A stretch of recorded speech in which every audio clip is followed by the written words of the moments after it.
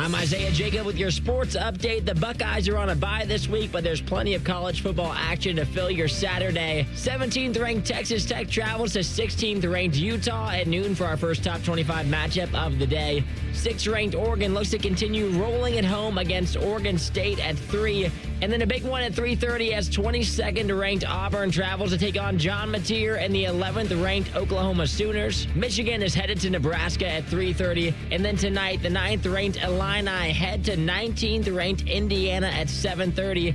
And DJ Lagway and Florida look to rebound on the road against Carson Beck and the 4th-ranked Miami Hurricanes at 7:30. And then tonight at 11 p.m., you can find the 25th-ranked USC Trojans taking on the Michigan State Spartans. Breaking sports news when it happens on The Fan, Ohio sports destination.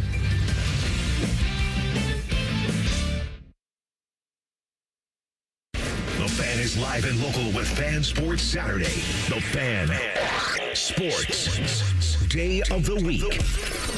Oh, this is some clever branding. Here's your host, place, name, here. Dylan Tyre, Tim May, Isaiah Jacob rolling with you on a Saturday morning, Saturday, September 20th. Thanks so much for being with us. I hope everybody's had a great start to their weekend. No Buckeye football to worry about this weekend, Tim May, so I feel like the vibe here in Columbus, stress-free. Everybody's like, I don't know, man. Breather. You never know. I remember I was playing in getting ready to tee off in a golf scramble about, I don't know how many years ago was that, like 2015. It was an off week, and the word comes down that the starting quarterback, J.T. Barrett, had been picked up at a DUI checkpoint because he had made a U-turn. I remember there was another guy working with me, Bill Rabinowitz. I called him. I said, man, this is all yours because I'm playing in a golf tournament. We literally were 10 minutes from teeing off. But you never know. You know, you're around the Blue Jackets. You never know what's going to happen next, right? That is true. You never, ever know. And the phone rings. It tends to happen at, like, the worst possible time, exactly. Right? Like what you're saying. You're like, oh, all right, a little free weekend for myself. Going to play some golf, and then big news breaks, and you're like, man, oh, man. At least you had a buddy to pass it off exactly. to. And but I made phone calls as I'm on the course, trying to nail down everything that went on. I mean, it was pretty straightforward. But the point was, it was a starting quarterback of the Ohio State football team, and it is what it is. It's huge news. How's your golf game right now? You've got the nice shirt on. You've got the Bryson DeChambeau Live Golf Crushers team hat on. What's the game like right now? I just like the Crushers hat. I like the logo. It is a nice logo. My game, I do a thing for FanstreamSports.com. That's where my podcast is now, the Tim May Show, featuring Clay Hall. You know Clay Hall. Yes, I do. And we've been doing that now for a couple of months. But the guy that owns it is a former big-time golfer. I mean, he was like on the lower tours and stuff, but he's got hookups, right? He shows up with me with a Q35i driver, tailor-made, which I haven't had a new driver in like 7-8 years, which I got it for $30. It was a tailor-made RBZ. I don't know. Yeah, It doesn't mean anything to remember most people, but I've always loved that driver, and I hit it a long way with it. And all of a sudden now I've got a Q30. So I thought that was going to cure all of my golf ills. And you still, after you hit your drive, you still are required to then hit a shot to the green. Yeah, they do forget to tell you about that. And then you pull out this little flat stick thing that you're supposed to make putts with. So, yeah, I got one thing figured out, but the other, the bottom line is I'm hemming and hawing, I'm filibustering. But if I have like 8 or 9 good holes around, I feel like I've had a good day. It's in the name, Fan Sports Saturday. We are talking everything on this fine Saturday. A little college football. There's a good slate today, despite the Buckeyes not playing, Penn State not playing. Really good slate today. Yep, we're going to get into that in our next segment. We've got some baseball talk. Brian Giesenschlag, the TV host for the Cincinnati Reds, will be joining us coming up at 10:30, right around there, to talk about the Reds, who are in the hunt, the Guardians, also hot right now, making things interesting in the American League wild card. We've got NFL talk in our second hour, and then in hour number 3, finishing up the show, Blue Jackets. It's day 3 of Columbus Blue Jackets training camp. Team reporter Jeff Svoboda will be joining us live from Nationwide Arena. Believe it or not, the Blue Jackets preseason starts tomorrow. They're going to play Sunday, Monday, Tuesday, Wednesday, 4 straight days of preseason games. So if you're ready for hockey season, this is the week for you. Hey, Yeah, Dylan, do you see that backpack over there in the corner? Yeah, what do we got there? That's where you're going, for that segment, you're going to carry me. All right, I'm going to on toss your you in back. that thing. Yeah, you're going to carry me in that back. And we're going to fire little it up. baby carrier. Little old man carrier. I love that. We're going to wrap things up with some Ryder Cup talk today. There you We got go, the baby. Ryder Cup 4. next weekend, so I'm excited to talk about that. But right off the bat here, with the Buckeyes being off, let's reflect, right? I think that's what this week has been, just a reflection on the Buckeyes through the first 3 games of the season. Ohio State, obviously 3-0. They start off with that big win against Texas in the shoe. 2 lesser opponents after that.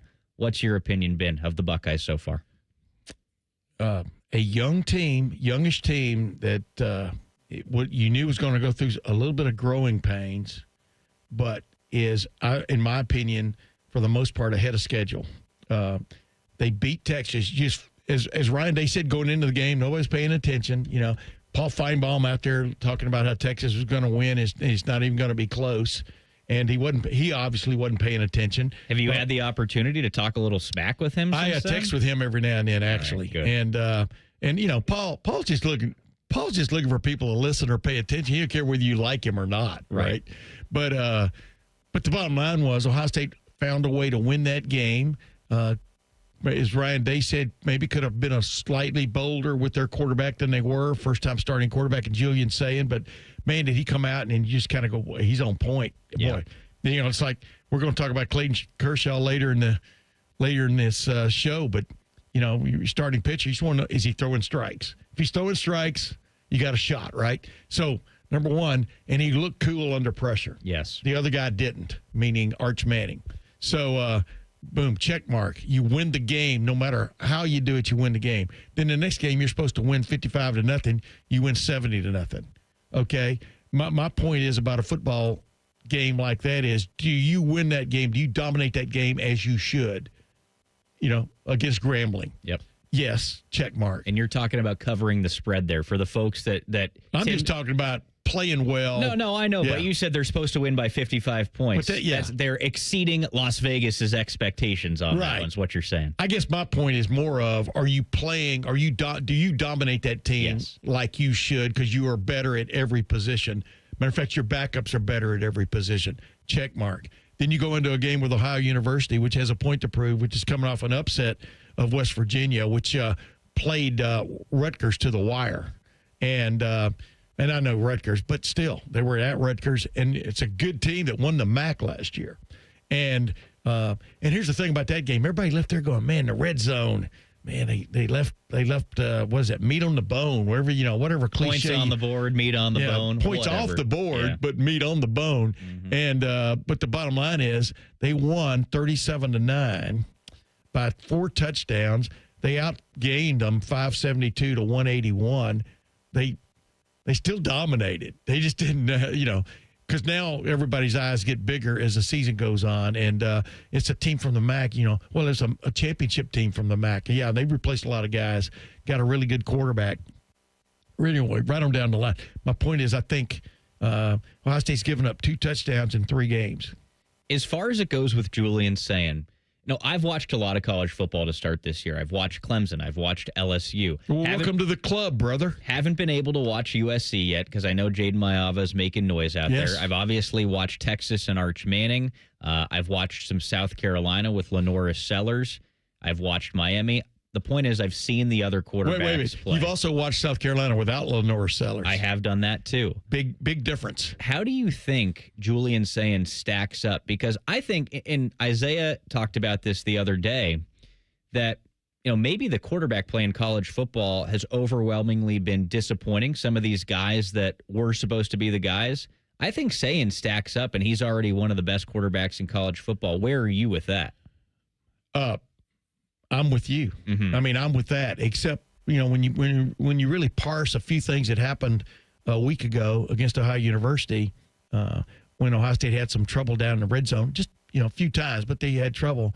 It was a little bit more on Julian Sayin being just a beat late, Mm-hmm. making a decision and throwing the ball that gets knocked away or goes incomplete, or and he also he had a couple of interceptions in that game. One of which was anytime you get a tip ball at the line of scrimmage, it's the quarterback's fault. Mm-hmm. It's the quarterback's fault.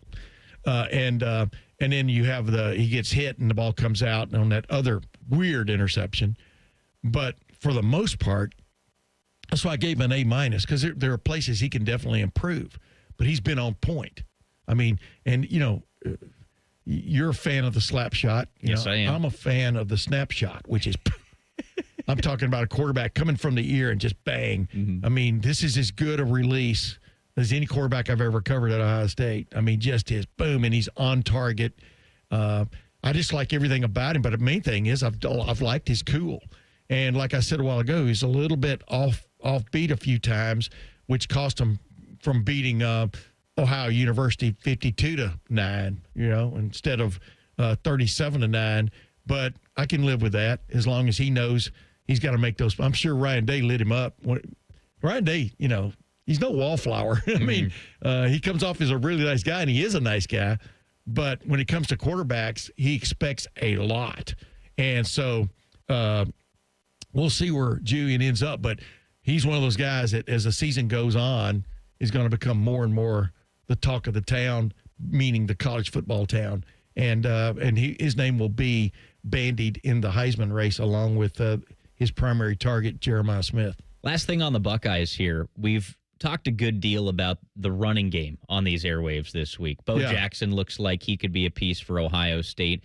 Any area of concern, though, as far as it goes with James Peoples and C.J. Donaldson, their lack of production to this point? Well, I will say this. We talk about the red zone. Ohio State's first touchdown of the year was 4 tight ends on the field, 1 at fullback, and C.J. Donaldson going off left tackle against Texas, the best defense they've played against so far this year. So they have, they haven't been just, pedestrian down there. Number one. Number two, C.J. Donaldson gives them that little tough guy between the tackles, which is what they sought after with him. James Peoples has not gotten off the old saying, he hadn't gotten off the schneid yet. Mm-hmm. I mean, and the thing I think James Peoples needs to slow down from a mental standpoint, because he's kind of running up on things. He's not seeing things that Bo Jackson is seeing. Yeah. And the point is that if you can replay some plays with James Peoples, there were a couple times a little cut back here, a little jump cut there, and boom, he might have been off to the races. But Bo Jackson, man, there's no denying when a freight train is coming, get off the track, right? Or it's going to run over you. Bo Jackson is the real deal, because I can put on about 6 runs by him where, yes, it was fairly well blocked, but it was him making a play. And that's what you're looking for, is getting a running back to the second level. Now, what does he do? And so and they can play 3 guys. They're going to play 3 guys. They want to play minimum 16 games this year. And again, as Forrest Gump would say. And they got it. They need Bo Jackson to come on, but it's cool that he is, because, man, he's exciting. All right, Tim, you feel warmed up after that? Yeah, I do. Too bad that's the last time we're going to talk about it. No, I'm just joking. We'll talk about it. I will find a way to intersperse Ohio State football talk into whatever we're talking about, including the Blue Jackets. All right, we are feeling great on a Saturday morning. Buckeyes are off, but man, oh man, what a great slate of college football. And coming up next, we'll tell you which games we like, which games matter most. It's Fan Sports Saturday on The Fan. We're the highest rated sports radio station in America. There's no joke there. We just are. The Fan, Ohio's sports destination. Imagine what it would feel like getting tackled head-on by a 240-pound linebacker. You'd be in serious pain, right? But if you're unbuckled in a car crash at just 50 miles an hour, you become a deadly projectile that can slam into other passengers with 8 times that amount of force. Don't let someone else take the hit. Buckle up and visit buckleup.ohio.gov to learn more. Brought to you by ODOT and ODPS.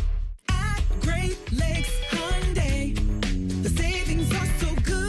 Now at Great Lakes Hyundai, lease 2 Elantras for $222. That's right, lease 2 new 2025 Elantra SEs for just $222 a month for a 2-year lease. Both your new Elantras come with owner assurance and America's Best Warranty. A 10-year, 100,000-mile powertrain coverage. In Columbus or Dublin or glakeshyundai.com. With approved credit, $39.99 down per unit plus taxes fees. First month payment, 10K miles per year, ends 9/30. Get an Eco. ECO We come through for you when you need us to. Our scuba diving plumbers can do anything. Increase your water pressure. Give you unlimited hot water. Fix your drips and leaks. Soften your water so it doesn't leave spots. Install a whole house filter. Replace your shower heads and faucets so your house looks brand new. And provide you with winning lottery numbers. Get Eco. ECO.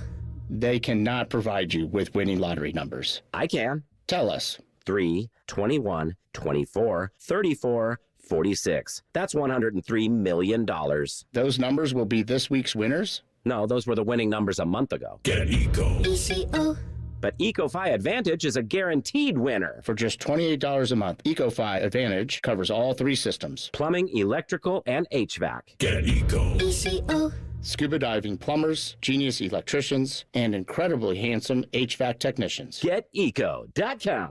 Get the MVP, more value price from Coughlin Kia, Central Ohio's largest volume Kia dealer. Get 0% financing on a new 25 Kia Sorento or 3.49% on a new 25 Telluride. Visit CoglinKia.com. Coughlin has the car for you. Based on January to December 2024 retail sales, 0% for 48 months and 3.49% for 60 months equals $20.83 and $18.19 per 1,000 finance through Kia Motor Finance. Not all will qualify. All qualified manufacturer incentives to dealer. Prior sales excluded. Residency restrictions may apply. See dealer for details. Ends 9/30/25. IKEA is celebrating 40 years of making home dreams possible in the U.S. Visit us in stores September 3rd until the 23rd for limited time offers and experiences like our Ortianta streetwear collection, our new Tilvercott furniture, daily chances to win gift cards, and more. Come celebrate 40 years of meatball-fueled shopping, brave attempts at our Swedish names, and the inexplicable need for stylish modern design. Offer valid September 3rd through September 23rd, 2025. U.S. only while supplies last. Selection may vary. See store and ikea.us.com for details. Restrictions apply.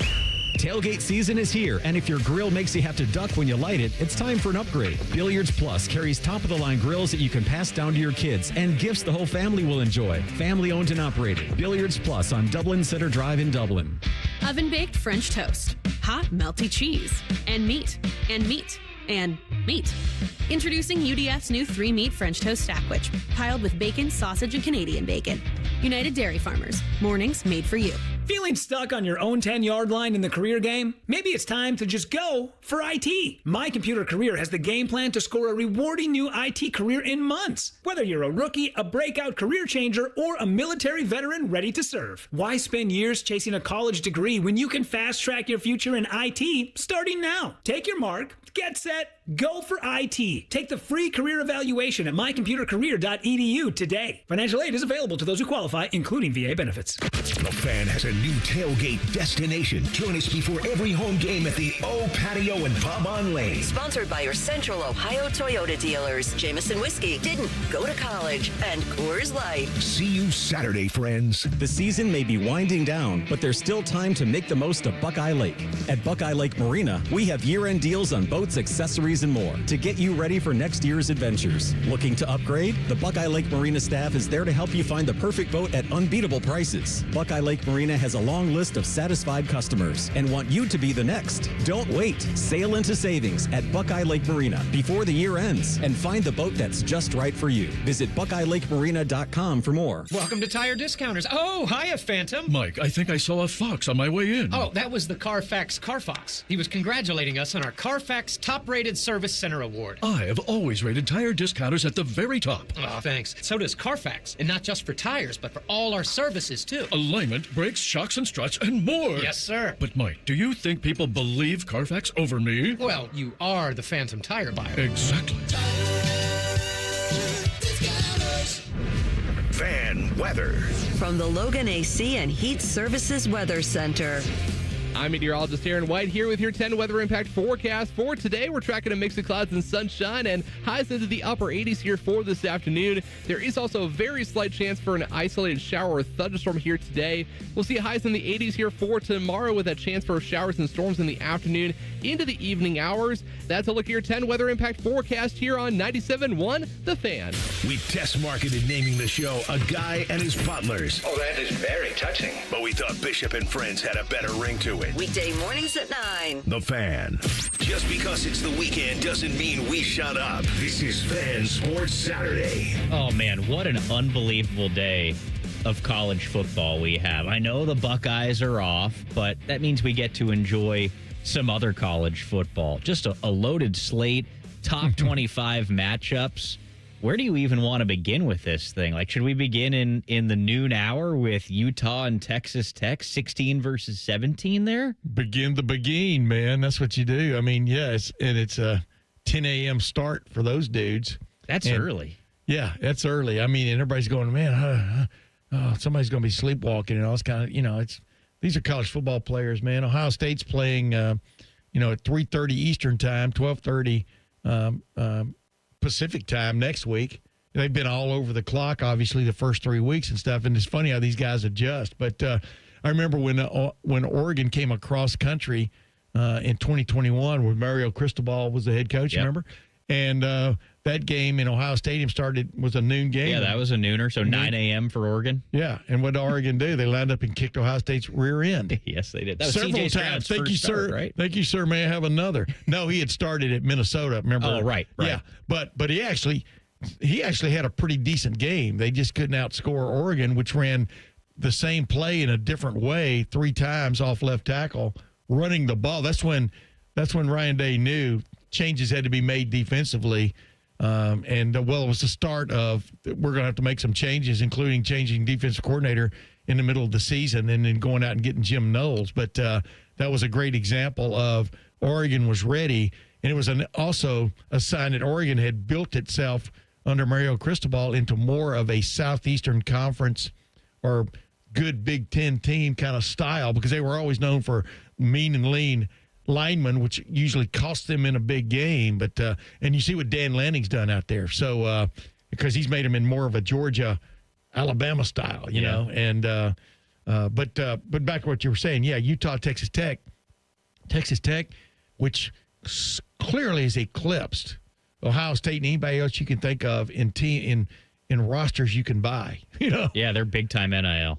Across the board, not just football. I mean, they got Ohio State's, came out and got Ohio State's star all Big Ten catcher from the softball team this past year, set the Big Ten or set the Ohio State record in home runs, I do believe. And for example, I mean, they've got money to work with out there and they're working with it. So this is going to be interesting because this is going to be a clash of styles to a certain extent, Texas Tech and Utah.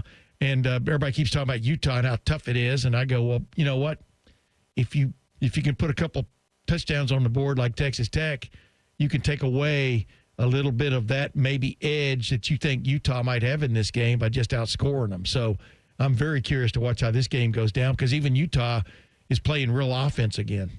What do you think about Kyle Whittingham and the job that he's been able to do really over a long period of time now at Utah? They're 3.5-point favorites in this game. And he's made their program nationally relevant year after year. It's a team you always have to worry about. Yeah, he's persevered, I think is the best term, and done it his way. But he's been malleable to a certain extent. They were stuck in that rut. What was the name of the quarterback? Cam Rising? Yeah. Who wouldn't leave. It's another Cam Rising. They were almost stuck in a rut offensively for the last several years, and you kind of went, wait a minute, where does loyalty end and moving on begin, but now they moved on. They're much more of a spread-looking, giddy-up kind of offense, which I think is serving them well. But this is the biggest test so far for either one of these teams, and so it'll be curious. This is kind of one of those barometer teams that tells you, okay, who really does have the juice, for one of another term, and that's why this game is so big. One that really interests me, and I'm not quite sure why. I think it's because I'm a Tulane believer. Ole Miss. Tulane believer and number 13, queen. Ole Miss taking on Tulane at 3:30. Yeah. Ole Miss 11.5-point favorites in this game. Tulane's 3-0 coming in. What do you think here? Because this one, to me, there's just something in my gut that I smell potential upset in this game. This is one of those games, Dylan, you're going to admit this. You don't really know where to go with this one, right? Because Ole Miss has not looked great on defense thus far, at least in my humble opinion. And Willie Fritz, left things in pretty good shape at Tulane. My point is, I think this is one of those sneaky games that if I was into gambling, which I'm not, I might what do they call it? Throw a few coins down. Only because I think it's an intriguing game because I don't see Ole Miss as being this contender. Well, you're a contender for the to make the college football playoff because you're in the SEC, right? Right. One of these things is not like the other. Tulane might be that one of these things is not like the other today. So I'm very curious about that game. I just I like these little upstart programs which kind of flip college football on their ear sometimes and still end up probably being ranked lower than the Ole Miss even after they beat them. But yeah, I like Lane Kiffin, but I like to root against him. Yeah, I get that. I don't know how to explain that to you. There are 3 good games at 3:30. That one that we just talked about, number 11 Oklahoma battling number 22 Auburn, but the one that I want to talk about, number 21 Michigan taking on Nebraska at 3:30. We talked about it yesterday on the Buckeye Show. I feel like this is a true litmus test game, really, for both of these teams. We saw Michigan lose to Oklahoma. Maybe the lights were a little bit bright for Bryce Underwood. Now you have Dylan Raiola on the other side here trying to prove how real he and the Cornhuskers are. What do you think about this matchup? Once again, it's almost a push as far as I'm concerned. I think the spread's 2 points, right? Nebraska favored by 2. 1.5 right now. 1.5. So it keeps coming down, and it's on Michigan's side now. Michigan it is by 1.5. Well, there you go. Yeah. Well, maybe Michigan. I get them because see whenever it's in that range, it doesn't matter to me. Yeah. I mean, as far as how I size this game up, because they're sizing up the way I am. I think one play flips this game in the second half.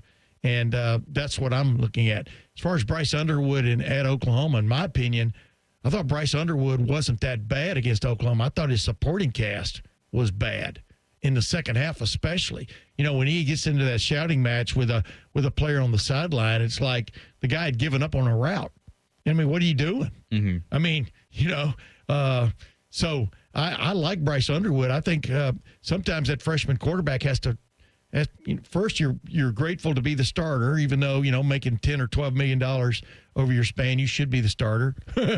but then past that, now you step up and you show why you're the starter. But I'd like Nebraska only because I think Nebraska is better on defense than it has been.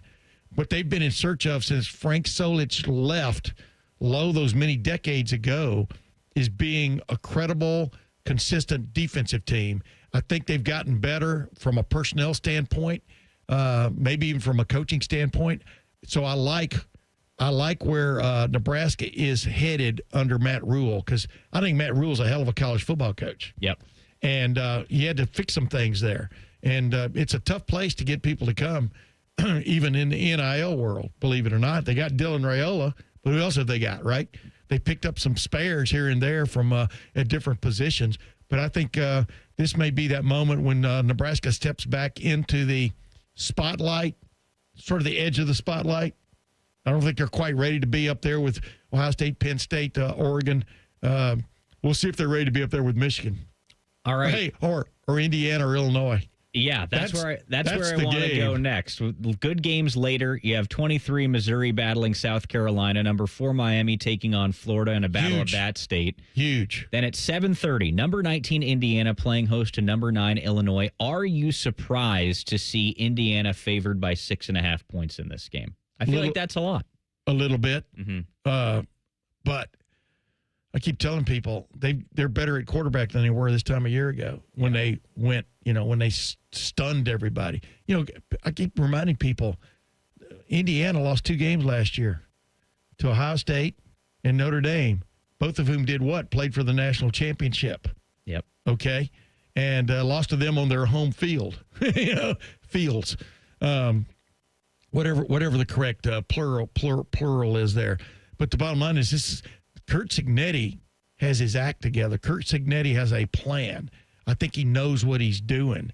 A lot of people thought he was going to be this upstart from James Madison, walks in and is going to be awed by the big lights and stuff. Well, he brought his supporting cast with him, or most of it that mattered. Number 2, they've gone out and gotten guys. The Rourke kid last year, the quarterback from Ohio University, he was really good. Except against a couple of teams. And I think the lights got in his eyes a little bit. He also got banged up. but I really like Fernando Mendoza. Oh, I like the rolling of the R. Fernando. There we go. Fernando Mendoza. I really like him a lot. By the way, I hope the ICE agents don't come after me for saying it like that. But I really like Fernando Mendoza, and because he is a true playmaker. And so I can see where he's a little more, at least on the outside looking in, looks a little more exciting than Luke Altmaier. But Luke Altmaier is a very good quarterback for Illinois, who came back, is seasoned, knows what not to do as much as knows what to do. Brett Bielema's got it going on at Illinois. I got to ask a question yesterday. I want to get your take on this. If the Wisconsin job all of a sudden came open again, because I know Luke's got that extension up there, Luke Fickle and stuff, but, looks like it's tough again this year. Could you see Brett Bielema going back to Wisconsin? He's kind of got it going on where he is now. I know. I don't feel like those schools right now, and we're up against it. We got to take a break in a minute here, but I don't feel like those schools are super different right now, Wisconsin and Illinois, and it's because of what he's been able to do there. If they gave him a nice package to go back to Wisconsin, it'd be hard to turn down, recreate some magic there, but I like what he's done in Illinois. But Illinois won in the past, too. I keep reminding people of that, Right. So, right. We'll see where they go. All right, guys, great college football slate. We'll talk about it a little bit more later on potentially, but we got to shift gears with both of Ohio's MLB teams in the wild card hunt right now. We're going to talk about the Reds coming up. Their TV host Brian Giesenschlag joins us to discuss their hunt for a playoff spot. It's Fan Sports Saturday on The Fan. Drive your dream car home today, no matter your credit history. Hey, it's Phil here at Capital Ford of Columbus in Whitehall. We proudly accept all credit types, good, bad, or none. Get pre-approved in minutes and hit the road with confidence. Get your new ride today. Call 614-861-7150 or shop our huge selection online at capitalfordofcolumbus.com. Your perfect ride is credit ready and waiting at Capital Ford of Columbus. We could tell you what makes Giant Eagle special, but we think our customers say it best. I love the fresh produce. I love the fresh meat. I'm pretty sure the fish guy knows me by now. We're buds. I love to grill. That alone keeps me coming back. The people that work here are so nice and so helpful. Everybody loves the cakes from Giant Eagle. On every shelf, in every department, we're always going for better because being your Giant Eagle matters. This is my Giant Eagle. This is my Giant Eagle. This is my Giant Eagle. Would you enjoy watching a football game if the officials were paid a bonus for every flag they threw? Or a basketball game where the refs got paid for every foul they called? Okay, how about hiring a furnace and AC company that pays its technicians by the number of parts they can sell you? Hi, this is Dennis, president of Care Heating and Cooling, and today, this is how many companies operate. They call it performance pay, and it rewards technicians by paying them more for billing you more. Why is this bad? Because it abuses your trust in a technician to be treated fairly and honestly. At Care, we've been family-owned for 31 years and have always paid our technicians by the hour for repairs. We'll show you exactly what needs to be fixed and why, and give you our low upfront cost before we start. And unlike other companies, our technicians will never be rewarded for throwing more flags. Our Central Ohio-based staff is here for you 7 days a week.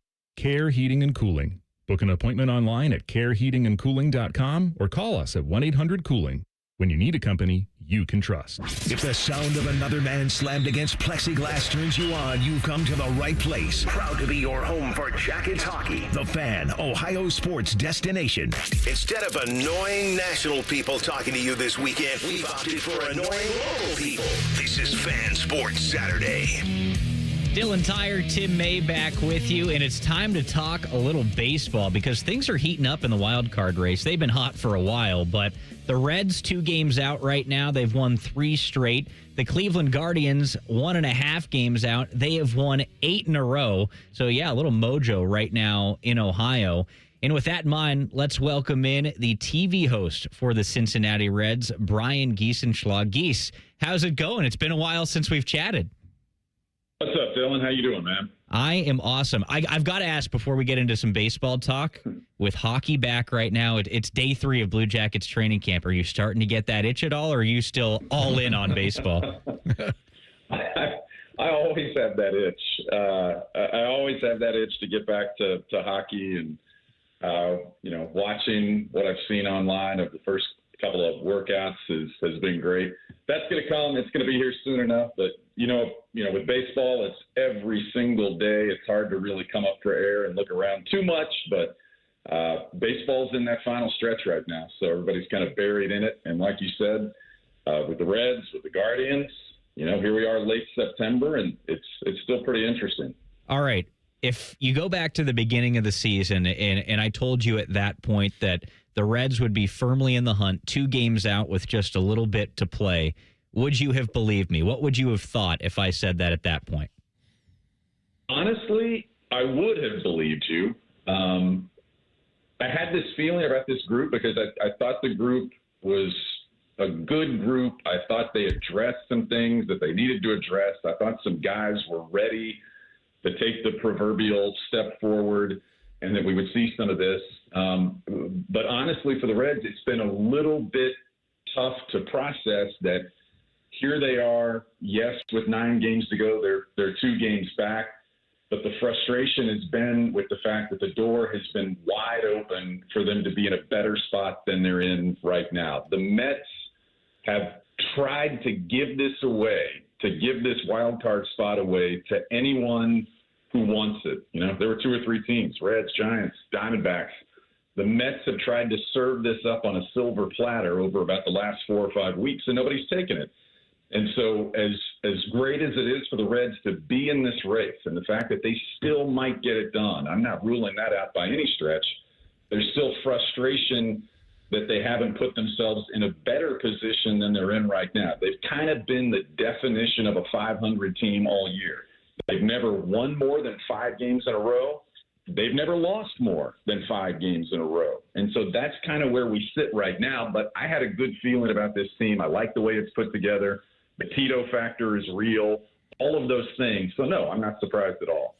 Yeah, Brian, this is Tim May. The Reds, though, they remind me because I covered a lot of auto racing in my career. It reminds me of a car that gets right up on the tail of another car but can't get by it. You know what I mean? On an oval, because the one guy just has what he needs, the bite coming out of that turn every lap that he just can't get past him. And that's what the Reds are reminding me of. But the New York Mets, I don't know what they remind me of, because one of my best friends, Paul Spahn, Moose, is a huge Mets fan. And we were talking the other day while playing golf.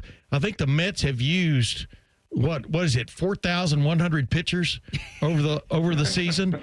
I mean, it's kind of crazy, like both of these teams, right, being in this little nexus or whatever you want to call it of fighting for a wild card spot when it looked like the Mets were going to maybe be the team to beat in the National League.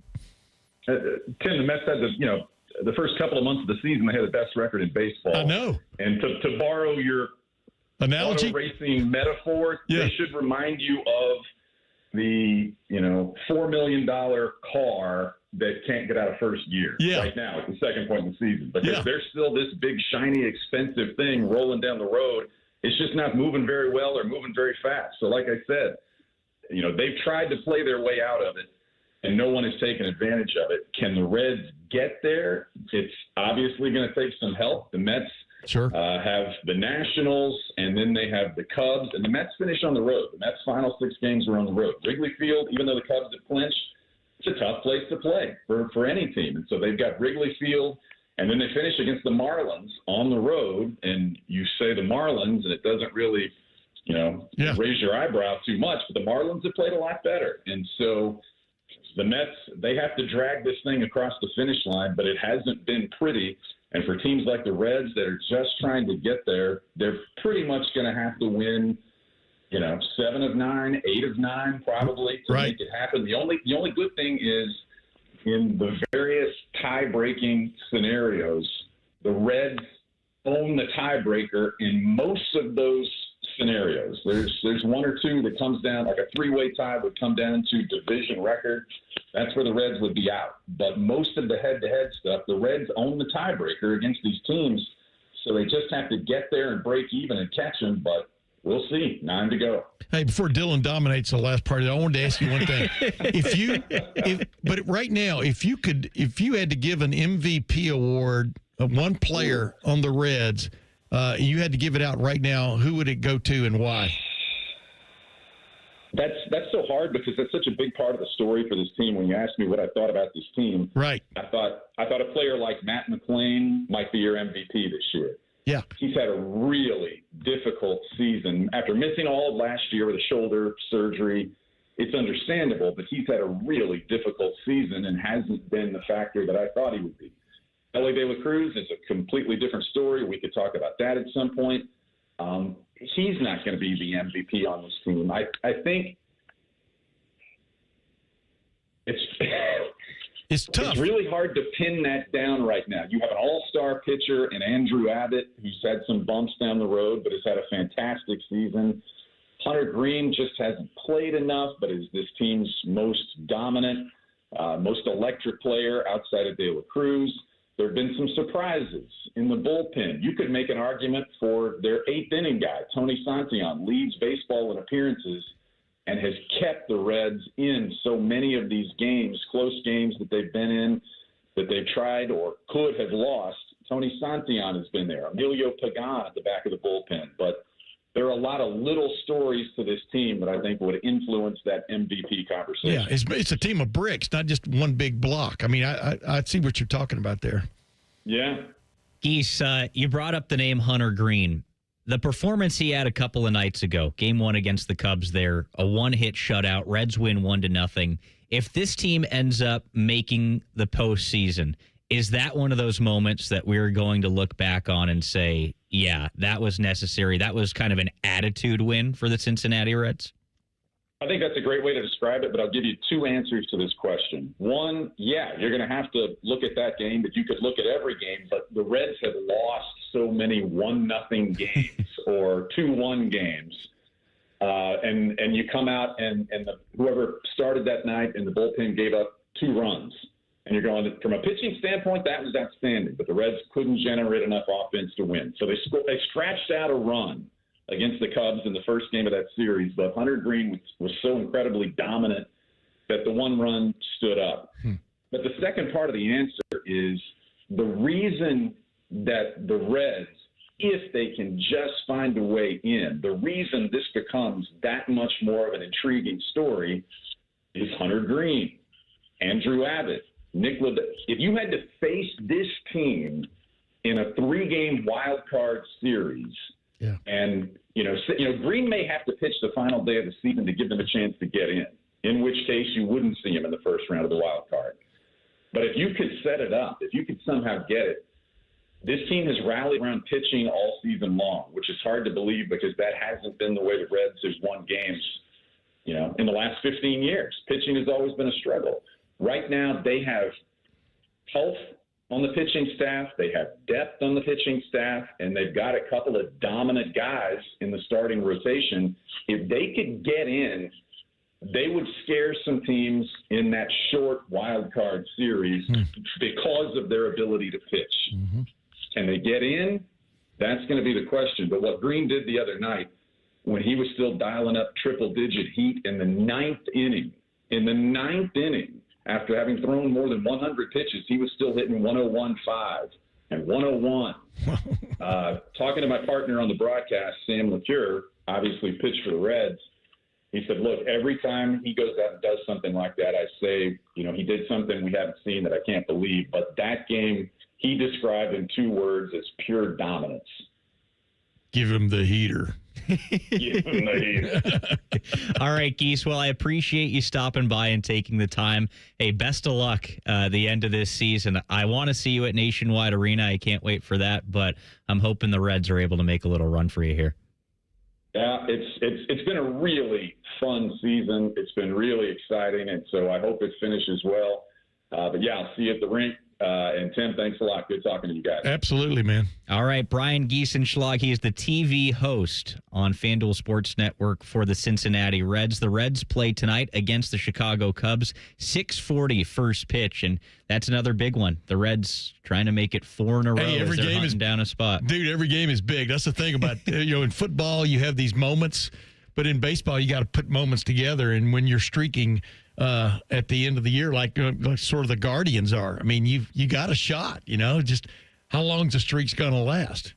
Speaking of streaks lasting, Clayton Kershaw, that guy has put together one heck of a career, and He wants it to end, hopefully, with a World Series victory. Made his last start of the regular season last night. Dodgers, will see how it goes for them in the postseason. But he announced that he will be retiring. One of baseball's best, one of the greatest ever, is calling it a career. Can you believe it? Kershaw's been around forever. So we're going to talk about that next. It's Fan Sports Saturday on The Fan.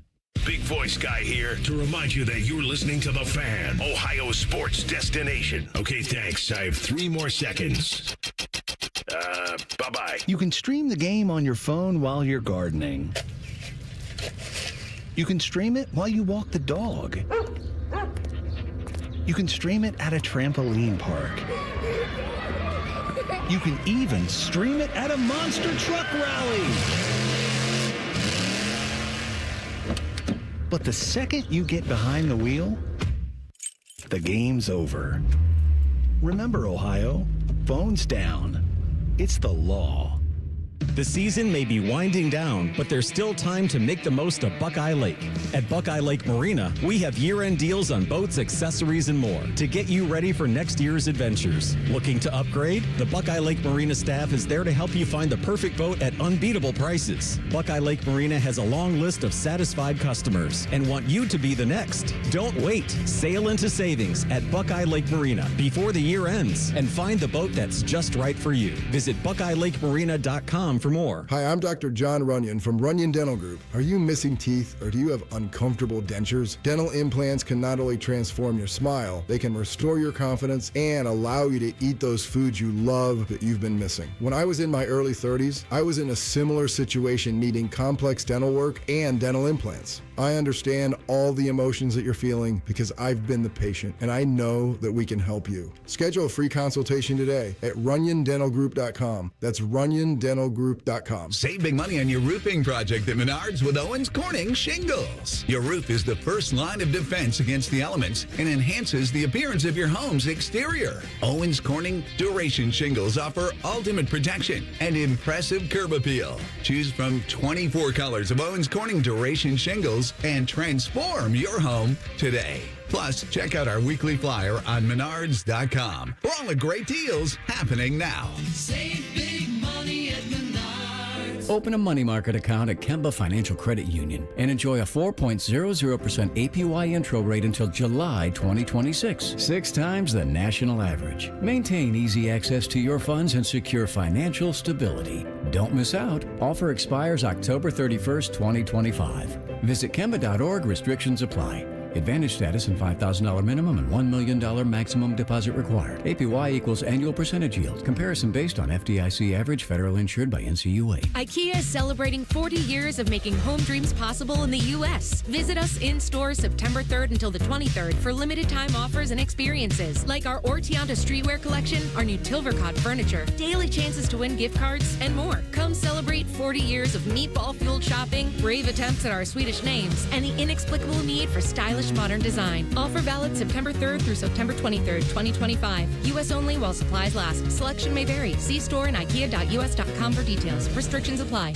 At Great Lakes Hyundai, the savings are so good. Now at Great Lakes Hyundai, lease 2 Elantras for $222. That's right, lease 2 new 2025 Elantra SEs for just $222 a month for a 2-year lease. Both your new Elantras come with owner assurance and America's Best Warranty, a 10-year, 100,000-mile powertrain coverage in Columbus or Dublin or glakeshyundai.com. With approved credit, $39.99 down per unit plus taxes fees. First month payment, 10K miles per year, ends 9/30. Hey there, friends. Bo Bishop here. Looking for a bottle of the best blended whiskey in America? Well, look no further than High Bank Distillery Co.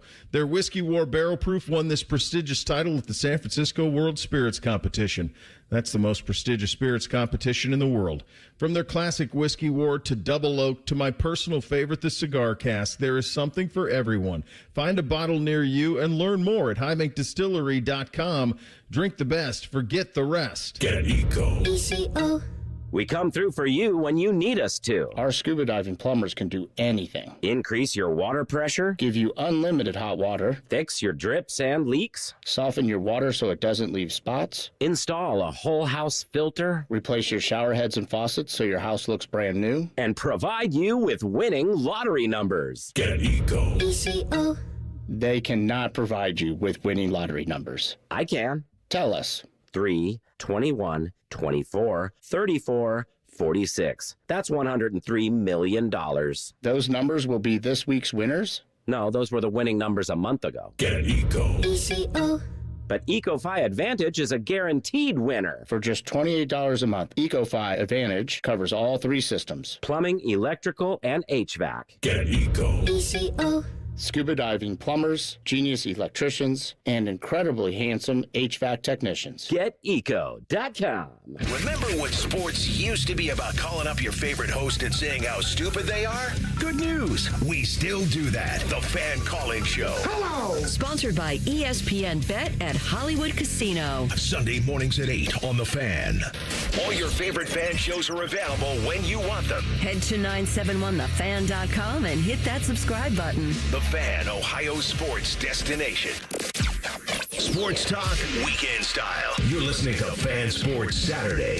Dylan Tyre, Tim May, and Isaiah Jacob with you. We're going to continue with some baseball conversation. We were just joined by the Cincinnati Reds TV host Brian Giesenschlag to talk about the Reds and potentially winning their 4th straight today. They're 2 games out of a wild card spot. Clayton Kershaw, one of the greatest pitchers of all time this week, announced that he would be retiring at the end of this season. Had a great moment last night at Dodger Stadium. He was pulled against the San Francisco Giants in the 5th inning, pitched 4 1/3, but got that moment. It was his last regular season start at home. Got that moment, the big standing ovation, walking off the diamond. Pretty cool to see for Clayton Kershaw, who's wrapping up an 18-year career, a career 2.54 ERA. Just a guy that, at times was dominant. 3-time Cy Young Award winner. He won an MVP. He's a World Series champion. For my money, one of the very best pitchers of all time. Maybe, right up there is a top 5, top 3 left-hander of all time. Dodgers have another great one in Sandy Koufax. Oh, yeah. But a lot more longevity for Clayton Kershaw as a major leaguer. What do you think about him calling it a career?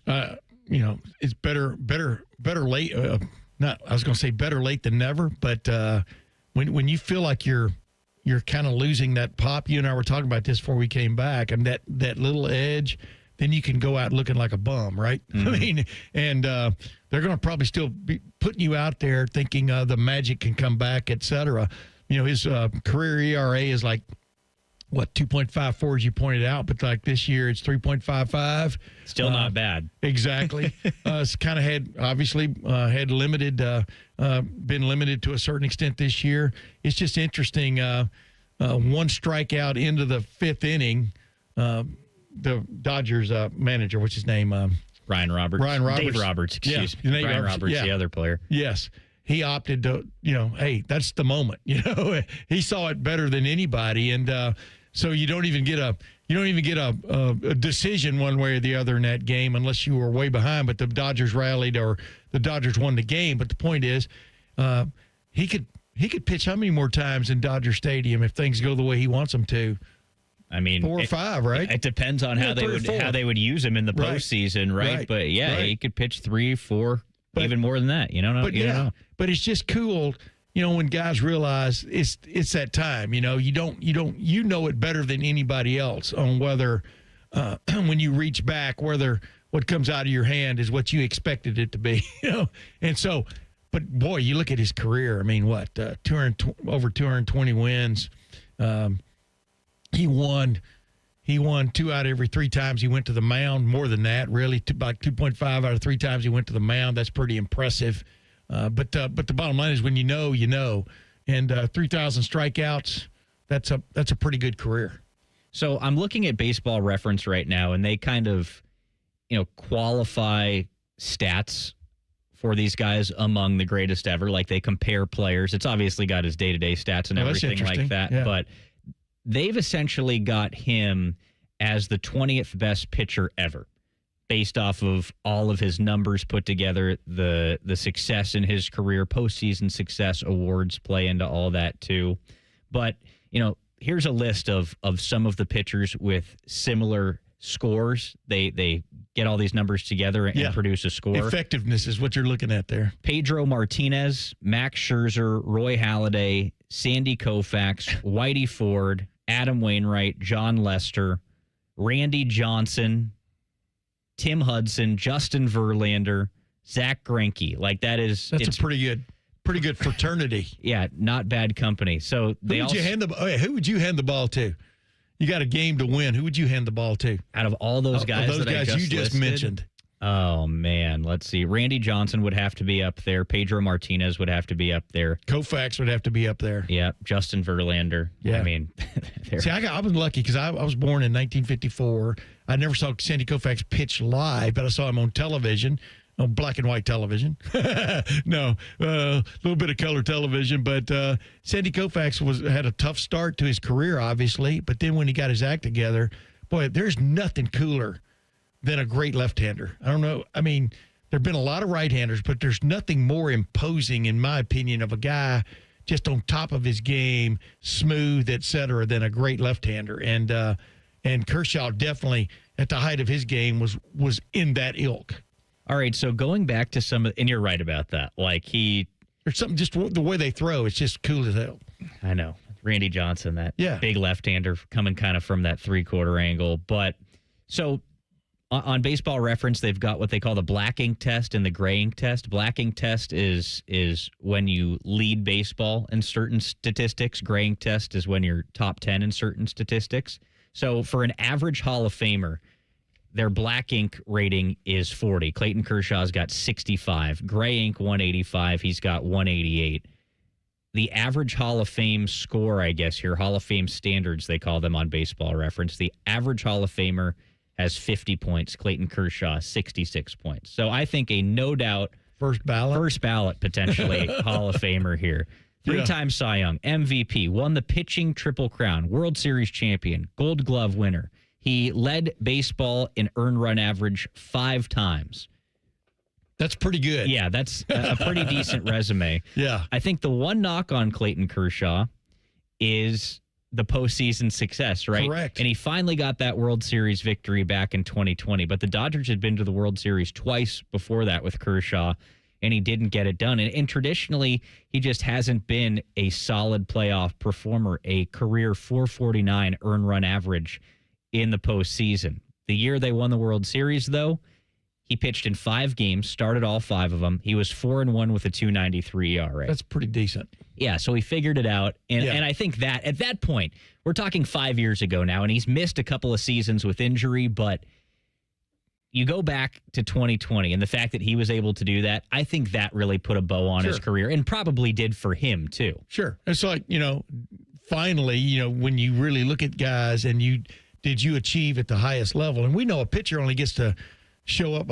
Kershaw only gets to maybe play once every 5 games. You know what I mean? On a good schedule and stuff. But did you do your part in that? Like when you look at Dan Marino, never won a Super Bowl. Guy was still one of the great quarterbacks of all time. But yes, that does put the cherry on top of the sundae. I just talked about injury with Clayton Kershaw. That played a factor in his career. Yes. Still going to go down as one of the all-time greats. But, man, there are some key injuries right now in the National Football League. We're 2 weeks into this thing, but a lot of the league's best are on the shelf right now. And I'm wondering, is there a way to fix that? You mean put everybody in a bubble? Well, have you ever seen that little between the third and fourth quarters at Ohio State when these guys get in the bubbles and they run out and run into each other? I have. I would actually like to see a football game played like that. That would be fun to watch. But no, because almost every one of these injuries are different and almost like, are you kidding me? That just happened? All right, we're going to talk about some of these injured superstars coming up. Hour 1 is done. It's Fan Sports Saturday on The Fan. Bobby Carpenter demands that you watch Morning Juice on YouTube. If you don't, Tito will move into your house. Live at 6 a.m. on YouTube and streaming on the Fan app. Don't let credit hold you back. Capital Ford of Columbus and Whitehall welcomes all credit types with open arms. Find your dream ride and get approved fast. Call 614-861-7150 or on the web at capitalfordofcolumbus.com. Lanny went to college and racked up huge debt. A little bit over $100,000. For a degree he couldn't use? Now what? I had a friend that went to my computer career. They even helped him get hired immediately after graduation. One of the things I love about IT is that you can work from anywhere you want. You could become an IT pro in just months, including cybersecurity and the basics of AI with zero experience at mycomputercareer.edu. My Computer Career, an elite CompTIA certification partner. It worked for me, and I know it can work for you. This is one student's experience. Individual results vary. Would you enjoy watching a football game if the officials were paid a bonus for every flag they threw? Or a basketball game where the refs got paid for every foul they called? Okay, how about hiring a furnace and AC company that pays its technicians by the number of parts they can sell you? Hi, this is Dennis, president of Care Heating and Cooling, and today, this is how many companies operate. They call it performance pay, and it rewards technicians by paying them more for billing you more. Why is this bad? Because it abuses your trust in a technician to be treated fairly and honestly. At Care, we've been family-owned for 31 years and have always paid our technicians by the hour for repairs. We'll show you exactly what needs to be fixed and why, and give you our low upfront cost before we start. And unlike other companies, our technicians will never be rewarded for throwing more flags. Our Central Ohio-based staff is here for you 7 days a week. Care Heating and Cooling. Book an appointment online at careheatingandcooling.com or call us at 1-800-COOLING. When you need a company you can trust. Get the MVP, more value price from Coghlan Kia, Central Ohio's largest volume Kia dealer. Get 0% financing on a new 25 Kia Sorento or 3.49% on a new 25 Telluride. Visit CoglanKia.com. Coghlan has the car for you. Based on January to December 2024 retail sales, 0% for 48 months and 3.49% for 60 months equals $20.83 and $18.19 per 1,000 finance through Kia Motor Finance. Not all will qualify. All qualified manufacturer incentives to dealer. Prior sales excluded. Residency restrictions may apply. See dealer for details. Ends 9/30/25. They're trained. They're fired up. Let's do it. When you need heat, they can't be beat. They're Ohio State's undefeated heating and cooling team. For plumbing, drain, heating, and cooling, there's only one team. The Waterworks. Better care, better value, better results. Call the Waterworks at 614-232-2222 or visit them online at thewaterworks.com. A proud sponsor of Ohio State Athletics. Your credit, your car, our promise. At Capital Ford of Columbus and Whitehall, we approve all credit types. Perfect, challenged, or none. Drive off today with easy financing. Visit today or online at capitalfordofcolumbus.com. Broadcasting from the Lindsay Honda Studios. Honda makes the cars. Lindsay makes the difference. Visit lindsayhonda.com. WBNS-FM, HD1 Columbus. I'm Isaiah Jacob with your sports update. The Buckeyes are on a bye this week, but there's plenty of college football action to fill your Saturday. 17th-ranked Texas Tech travels to 16th-ranked Utah at noon for our first top 25 matchup of the day. 6th-ranked Oregon looks to continue rolling at home against Oregon State at 3. And then a big one at 3:30 as 22nd-ranked Auburn travels to take on John Mateer and the 11th-ranked Oklahoma Sooners. Michigan is headed to Nebraska at 3:30. And then tonight, the 9th-ranked Illini head to 19th-ranked Indiana at 7:30. And DJ Lagway and Florida look to rebound on the road against Carson Beck and the 4th-ranked Miami Hurricanes at 7:30. And then tonight at 11 p.m., you can find the 25th-ranked USC Trojans taking on the Michigan State Spartans. Breaking sports news when it happens on The Fan, Ohio sports destination. During weekend programming, pants are optional. Look at my butt! However, leather chairs may have been a bad choice. You're listening to Fan Sports Saturday. Getting set for hour number 2. Thanks for being with us this Saturday morning. We've got college football coming up in just a little bit. I'm Dylan Tyre. Tim May is with me. Isaiah Jacob is our producer running things behind the scenes. I want to talk a little NFL because, I've enjoyed the NFL season so far. I'm a college football fan. I love watching the Buckeyes, but I think when it comes to football, like NFL, that's it for me. I love NFL Sundays, just watching games all day long. And, unfortunately, I'm a Bears fan, so I don't have much fun when it comes to watching them play, but the rest of the league I enjoy.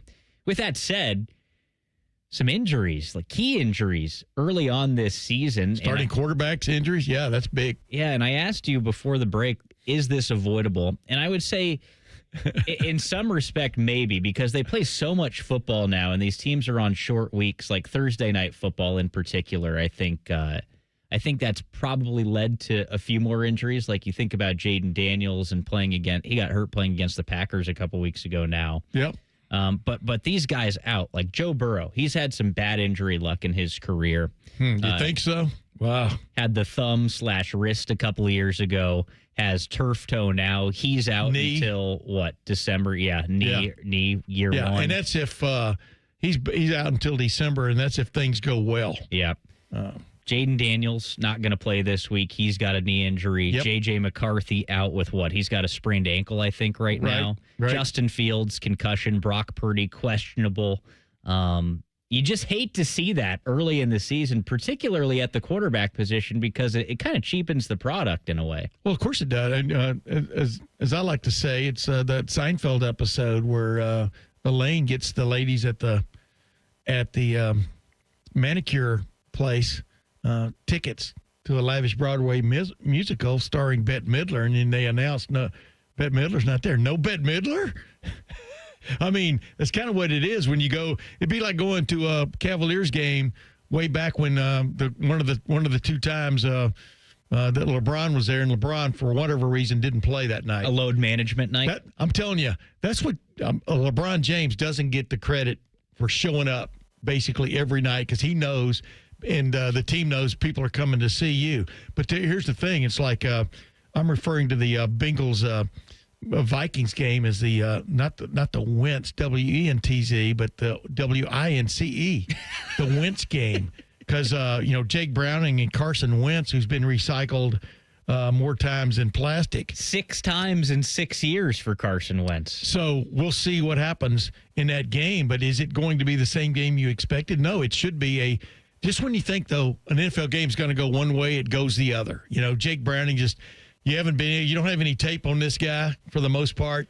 If you're the Vikings, so now what are you getting ready for? You'd rather play him maybe 6 weeks from now when you can see maybe what they're going to do with him. Same thing with Carson Wentz. So it's going to be an interesting game from a defensive standpoint of whether it'll be a defensive like slugfest or whether one of these teams will hit on something with their particular starting quarterback now that will be unexpected. But that does add intrigue to it. But you always want to see the superstars play.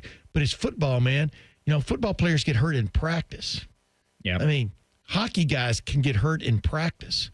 And like I always said about football and auto racing, once you put the helmet on, it's serious. Yeah. Whether you're taking a test run or you're in the middle of the Daytona 500 or the Indy 500. So it's curious, but I think the most serious of these appears at the moment to be Joe Burrow, because Joe Burrow means so much to the Bengals. I'm talking about of all the injuries you listed, and he's coming off such a ridiculous season last year with nothing to show for it. He was primed.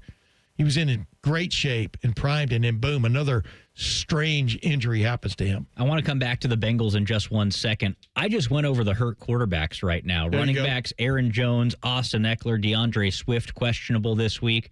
Skill position players on the outside. Xavier Worthy has been injured. Jaden Reed with the Packers at the tight end spot. George Kittle is on IR. Tucker Kraft is questionable. Tyler Warren, great rookie tight end, is questionable. Brock Bowers, maybe the best in the league, second-year tight end, questionable. Then on defense, A.J. Terrell is out right now. Great DB for the Falcons. Jalen Johnson, one of the best in the league for the Bears. Khalil Mack is hurt. Christian Gonzalez of the Patriots, questionable too. So, 2 weeks into the season, that's a lot of star talent to have on the shelf. But like you said, none more important, none more consequential than Joe Burrow being out for the Cincinnati Bengals. This is a team that wants to get back to the playoffs. Last year, Joe Burrow played at an MVP caliber, and they missed the postseason. Jamar Chase was the best wide receiver in the NFL last year. You think this team can stay alive, stay afloat without Joe Burrow? Because Jake Browning, I would say he's probably in the upper echelon of backup quarterbacks in the National Football League, and they still have those weapons to throw to. Yeah, I remember watching him play against Ohio State back in the Rose Bowl way back when. And, he's a credible backup quarterback. Not everyone has a credible backup quarterback. And once he got his feet under him last week, I thought he played fairly well. But this is where you lean on your veterans, man. I mean, you lean on your advantages like Jamar Chase. Try to get him a little bit more involved, et cetera. And you got to get the running game going clearly with any back, because you're not going to be. They're backups for reasons. I know that's cliche, but it's a lot of guys can get you to the promised land, but they can't take you down. Like Moses, he wasn't allowed to take them down into the valley.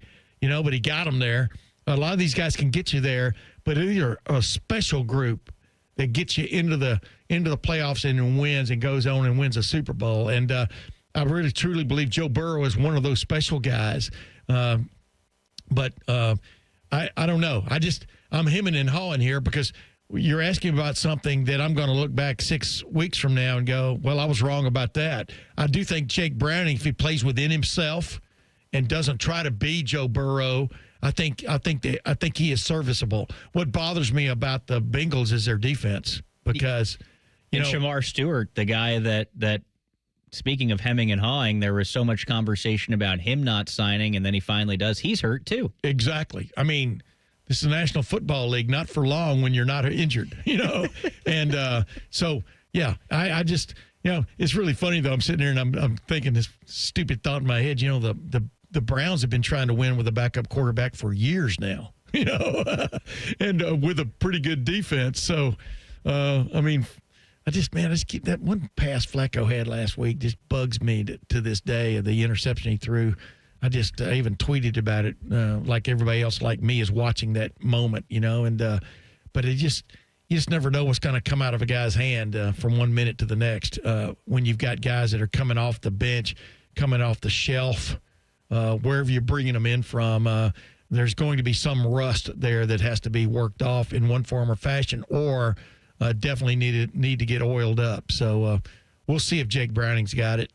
The Bengals they're just such an interesting case because traditionally they get off to a slow start. That's changed this year. They're 2-0 to start the season, and actually Browning led them to that comeback win. It went back and forth with the Jags last week, right? But they got it done at home thanks to Browning in the final minute of the game. I'm just looking ahead at their schedule. Wait, you left out a part too. Joe Burrow had one of his worst games ever in the opener against the Browns. Yeah, and they didn't do anything. They figured out a way to win that one. Yep, 17-16 week it's one. Crazy. But I'm looking at this schedule in terms of what we're saying, staying alive for the Bengals, and the hope is you're not about to do a Bee Gees song, are you? No, not. Okay. No, I'm not. But the hope is you get into a playoff spot and Joe Burrow comes back and he's able to play and pick it up. But they've got the Vikings this weekend at Minnesota. No J.J. McCarthy, so it's backup versus backup. The Wince game, as you called it, WINCE. Right. It's a winnable game. You go to Denver the next week. The Broncos have kind of looked up and down to start this season. It's a winnable game. Then you've got a little bit of a gauntlet in the NFC North. You go Lions and Packers back to back. You're going to need a big performance from one of the wide receivers, if not both of them in those games to have a chance. Yep. You've got the Steelers who look pretty beatable with Aaron Rodgers right now. Then you go Jets and the Bears going into a bye week, and that gets you into the middle of November. Both of those are winnable games against the Jets and the Bears. You've got the Steelers coming out of the bye on November the 16th, the Patriots after that, and then your final game of November is at the Baltimore Ravens. So you're looking at quite a few wins there, potential wins, I'd say. I would lay down this goal for Jake Browning if I wouldn't say it to him probably to his face, but I would lay down, man, if you can get us 3 touchdowns per game, if you can get us 3 touchdowns per game and, maybe get us into field goal position twice, at least once, but twice, you got a shot here. Yeah. You got a shot here to be in contention if and when Joe Burrow shows back up. And in 3 months, that takes you to December, right? Yep. Yeah, September, October, November. And then, but you still got to Joe Burrow still got to rehab and get back into playing shape, so to speak. But his mind will be crisp. That's what you like about it. But yeah, that would be my goal. I wouldn't make it nuts. I would just say 3 touchdowns and a field goal, and we'll take our shot. Hey, teams might be missing these key pieces, but they're still playing the games, right? Exactly. And we got to preview them for Week 3. Isaiah's taken over to guide us through this Week 3 NFL slate coming up. It's Fan Sports Saturday on The Fan. All the 10 TV people come over to our side of the building to take a deuce. That should tell you something about how we operate. The Fan. 1-800-GOT-JUNK is your friend with the truck. We make junk disappear. All you have to do is point. All our people are in uniforms. And our trucks are clean and shiny. And big. We leave spaces empty and clean. For you. 1-800-GOT-JUNK.com. You know that project you've been working on? Just chipping away at it, dreaming of the day you get to show it off? Then, when you're least expecting it, cancer. And finishing that project actually happens. I would know. I've been restoring this car for years, and today I'm giving it to my granddaughter. It's her 16th birthday and 2 years since my cancer diagnosis. Mom, you finished it? Happy birthday, boo-boo. You keep making plans. Visit ohiohealth.com/keepmakingplans to learn more. Imagine what it would feel like getting tackled head-on by a 240-pound linebacker. You'd be in serious pain, right? But if you're unbuckled in a car crash at just 50 miles an hour, you become a deadly projectile that can slam into other passengers with 8 times that amount of force. Don't let someone else take the hit. Buckle up and visit buckleup.ohio.gov to learn more. Brought to you by ODOT and ODPS. Hi, I'm Dr. John Runyon from Runyon Dental Group. Are you missing teeth or do you have uncomfortable dentures? Dental implants can not only transform your smile, they can restore your confidence and allow you to eat those foods you love that you've been missing. When I was in my early 30s, I was in a similar situation needing complex dental work and dental implants. I understand all the emotions that you're feeling because I've been the patient and I know that we can help you. Schedule a free consultation today at runyondentalgroup.com. That's runyondentalgroup.com. Welcome to Tire Discounters. Oh, hiya, Phantom. Mike, I think I saw a fox on my way in. Oh, that was the Carfax Carfox. He was congratulating us on our Carfax Top Rated Service Center Award. I have always rated Tire Discounters at the very top. Oh, thanks. So does Carfax. And not just for tires, but for all our services, too. Alignment, brakes, shocks, and struts, and more. Yes, sir. But, Mike, do you think people believe Carfax over me? Well, you are the Phantom tire buyer. Exactly. Looking to get your roof or siding replaced this fall? Call the company that delivers an excellent customer experience every time. Newman Roofing. Don't wait. Call Newman Roofing today at 614-NEW-ROOF or visit online at newmanroofing.com. Hi, I'm Rick Germain for Toyota West. And with over 600 new and pre-owned vehicles available, Toyota West at I-270 and Georgesville Road has the car you're looking for. And right now at Toyota West, take advantage of 0 down and 0 payments until 2026. And every pre-owned vehicle comes with a 72-hour exchange policy plus a 3-month warranty for qualified vehicles. Come see us at the Germain Auto Mall on Georgesville Road or get started today at ToyotaWest.com. Offer expires 9/30. No payments for deferred payment. Interest accrues at time of inception with approved credit. Sunday, a day of rest, relaxation, and Browns football. Catch the Brownies as they battle the Packers from the land. Live fan coverage starts Sunday at 11 with the Kick It One. Your Central Ohio home of the Browns, The Fan. IKEA is celebrating 40 years of making home dreams possible in the U.S. Visit us in store September 3rd until the 23rd for limited time offers and experiences like our Ortianta streetwear collection, our new Tilvercott furniture, daily chances to win gift cards, and more. Come celebrate 40 years of meatball-fueled shopping, brave attempts at our Swedish names, and the inexplicable need for stylish modern design. Offer valid September 3rd through September 23rd, 2025. U.S. only while supplies last. Selection may vary. See store and ikea.us.com for details. Restrictions apply.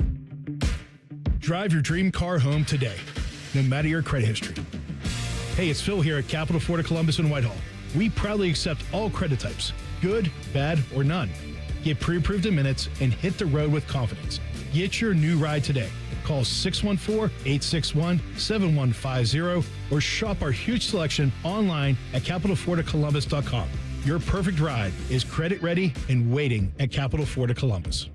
This is This Date in Reds Baseball with team historian Greg Rose. Tony Mullane was a pitcher for 8 years for the Reds in the 1880s and 90s, and he's a Reds Hall of Famer. And he was something of a media star for the era, a handsome Irishman who often found himself in hot water for some reason or another, like the time he was hauled into court for not paying his whiskey bill. But he could pitch with the best of them. And on this date, September 20th, 1888, Tony Mullane threw not one, but 2 complete games, winning both games of a doubleheader. The two games combined only lasted 2 hours and 50 minutes. Hardly long enough to play one game today, but long enough for a career highlight for the great Tony Mullane this September 20, 1888, this date in Reds baseball. This date in Reds baseball is brought to you by the Cincinnati Reds Hall of Fame and Museum, presented by Dinsmore. Celebrating greatness, preserving history, providing inspiration. Fan weather. From the Logan AC and Heat Services Weather Center. I'm meteorologist Aaron White here with your 10 weather impact forecast for today. We're tracking a mix of clouds and sunshine and highs into the upper 80s here for this afternoon. There is also a very slight chance for an isolated shower or thunderstorm here today. We'll see highs in the 80s here for tomorrow with a chance for showers and storms in the afternoon into the evening hours. That's a look at your 10 weather impact forecast here on 97.1 The Fan. Matty Ice is currently bathing himself in creamy jalapeno dip. And I've officially run out of ways to tease this show. Rothman and Ice. Weekdays at noon. The Fan. Live, local, and still slightly drunk. I'm not drunk, all right? I just have a speech impediment. This is Fan Sports Saturday. Well, we've talked about college football, Major League Baseball, a little bit of NFL, and now it's time to preview Week 3 of the NFL slate. I'm Dylan Tyre. Tim May is with me on Fan Sports Saturday. And Isaiah Jacob is going to guide us through the slate. So, Isaiah, I think we got to cut this thing in half because we've got a big full slate of NFL games. So we're going to try and get most of the 1 o'clock games in this first segment. We'll take a quick break and then wrap things up. Bengals and Browns in segment number 2, plus those late games. So, Isaiah, get us cooking here, man. Oh, little NFL music. I mean, it just feels right. He has walk-on music. Hey, when you're the producer, you push the buttons, you give yourself whatever music you want. I love it. I love it. All right, so the first game we got here, Titans versus Colts. That's a 4.5-point spread for the Colts right now. All right, so the Titans have struggled off the bat here. I think they have something in Cam Ward. They've got a couple of key injuries, so I think Tavondre Sweat on the D-line and J.C. Latham on the offensive line are both going to miss this game, if I'm not wrong there. The Colts have looked good out of the gate. Daniel Jones has looked solid out of the gate, so I'm a Colts fan for this one. I think the Colts cover. Yeah, I think the Daniel Jones story is basically right there with comeback player of the year, whatever you want to call it. As this season progresses, and I'm with you with the Colts. So I'm gonna give the points. Is that what you do? What aren't they 4.5 favorites? They're 4.5-point favorites. So is that called give the points? I'm not up on that lingo. I don't know. I'm taking the Colts. If you're taking the points, you are taking the team to cover the underdog to cover the spread. There but they are going to cover the spread. There we go. I'm not up on the lingo. You got to help me on the lingo. No, I got you. So I don't gamble for a living like you do, Dylan. Hey. What do you think on this one, Isaiah? I like the Colts right now. I think Cam Ward's looked pretty decent in the first couple games, but I think the Colts are a little bit more real deal than people thought they would be coming into the season. And Daniel Jones looks good. Shane Steichen, he's shaping him up, so it looks good. The next one we've got here, we've got the Pats and the Steelers. Right now, the Steelers are favorited 1.5 points. All right, so it's one of those kind of pick-em games, like you were saying earlier. If it's under 2 points or so, it's pretty much a wash when it comes to you. 6-7. Look, 6-7. I didn't know you were with it like that, Tim. Yeah. I'm going to go the Patriots knocking off the Steelers here. I'm not a Steelers believer. I thought they looked wishy-washy in their one win. That was against the Jets, who didn't look very good. That defense is suspect for the Steelers. So I'm going to go the Patriots. Drake May picking up a win. Yeah, I'm just trying to figure out the Patriots, what's going on there. So I'm going to go with the Steelers. I've always been an Aaron Rodgers fan, believe it or not, because I like those big over-the-top kind of quarterbacks, and I think they'll get enough points to win the game, which I guess is the point, but I got them to cover at 1.5. I got them to cover. Yeah, I think the Steelers win this one. This game may eclipse like 35 points total. It just feels like one of those games where the Steelers defense is going to somehow win them this game, and they are not going to score very many points. Next one we've got here is the Buccaneers taking on the Jets. Right now, the Buccaneers are favored by 6.5. Okay, so this is an interesting matchup because I think on paper you really, really like the Bucs. The Jets are without Justin Fields. Tyrod Taylor sounds like he's going to start the game. But the Buccaneers, they're coming off that miraculous last-second victory on the road on Monday Night Football against Houston. Yep. they're banged up. I think they lost their next best offensive lineman coming out of that game for the season. They're already missing Tristan Wirth, so they're down an offensive lineman, ramshackle group there. You're setting us up here. They are missing some weapons on the outside. Emeka Ibuka is questionable for the game, dealing with a hip and hamstring. He got hit pretty hard a couple times the other night. It looked like he was slowed down in that one. They've got Mike Evans on the outside, but they're missing key pieces. I'm still rocking with the Bucs here, though. Give me Baker Mayfield 10 times out of 10. That guy's a dog, so I'm going to go the Bucs by a touchdown. Well, I guess it is my life. My wife loves Baker Mayfield. I mean, just likes his whole story about how the Browns kicked him to the curb, et cetera, when he was hurt and ran him down the line. But in the Jets, I don't even know how to think about the Jets. For example, when he had Justin Fields, now he's missing Tyrod Taylor. What do I think about that? I think the Bucs handle business. I think the Bucs are a deeper team, can handle it, absorb some of these things that's been thrown at them in the last couple of weeks from an injury standpoint. So I got the Bucs, and I like the Bucs to cover also. I'm a cover guy today. All right. I like the Bucs too. I feel like the Jets, the one thing they could lean on the previous years was their defense, and this year their defense has not looked up to par as it has in the past. So I'll take the Bucs too. On this one, we've got the Commanders taking on the Raiders. Right now, the Commanders without Jaden Daniels, still a 2.5-point favorite. Yeah, this is an interesting one for me. Marcus Mariota is maybe the best backup quarterback in the NFL, but yeah, there's a big but. Go ahead. The Commanders haven't really looked great this season, even with Jaden Daniels. Yep. On the other side of things, the Raiders, Geno Smith, Pete Carroll. I kind of like what they're cooking over there. Brock Bowers is questionable. Yeah, Chip Kelly calling the plays. Ashton Genty hasn't really broken out yet with the Raiders. Maybe this is the game. I'm going to rock with the Raiders here in an upset. Like, not just covering the spread here, that 2.5 points. I like the Raiders on the money line to win this game outright. So I'll go Raiders over Washington. I'm going to ditto what you just said, because you can't just pick favorites across the board. Number one, number two. I like what I'm seeing out of the Raiders, even though they haven't exploded yet. And like you said, they're more intact than the Commanders. So I'm going to go with the Raiders also. I like the Raiders, too, just because you see Marcus Mariota so few and far between. I think he has been one of the best backup quarterbacks, but when you only see him once a year, it's hard to think he's going to continue to play decently. I just don't know what we're going to get out of him on Sunday. He's going to have a play where you kind of go, what in the hell was that? Exactly. And it could cost him the game. Yes. Yes. This next one, we've got the Eagles favored at 3.5, taking on the Rams. All right, this is an interesting one for me. It's probably the best game of the weekend, right? You've got the Eagles, who are the defending Super Bowl champions. They've looked awesome. I think the stat that came out this week, I saw it on social media. I almost said Jaden Daniels. Jalen Hurts is 18-0 in his last 18 starts when he has played the complete game. There's something to be said for that. The Rams are a solid football team, though, and it looks like we've started to create some chemistry with Devontae Adams, Puka Nacua, and Matthew Stafford.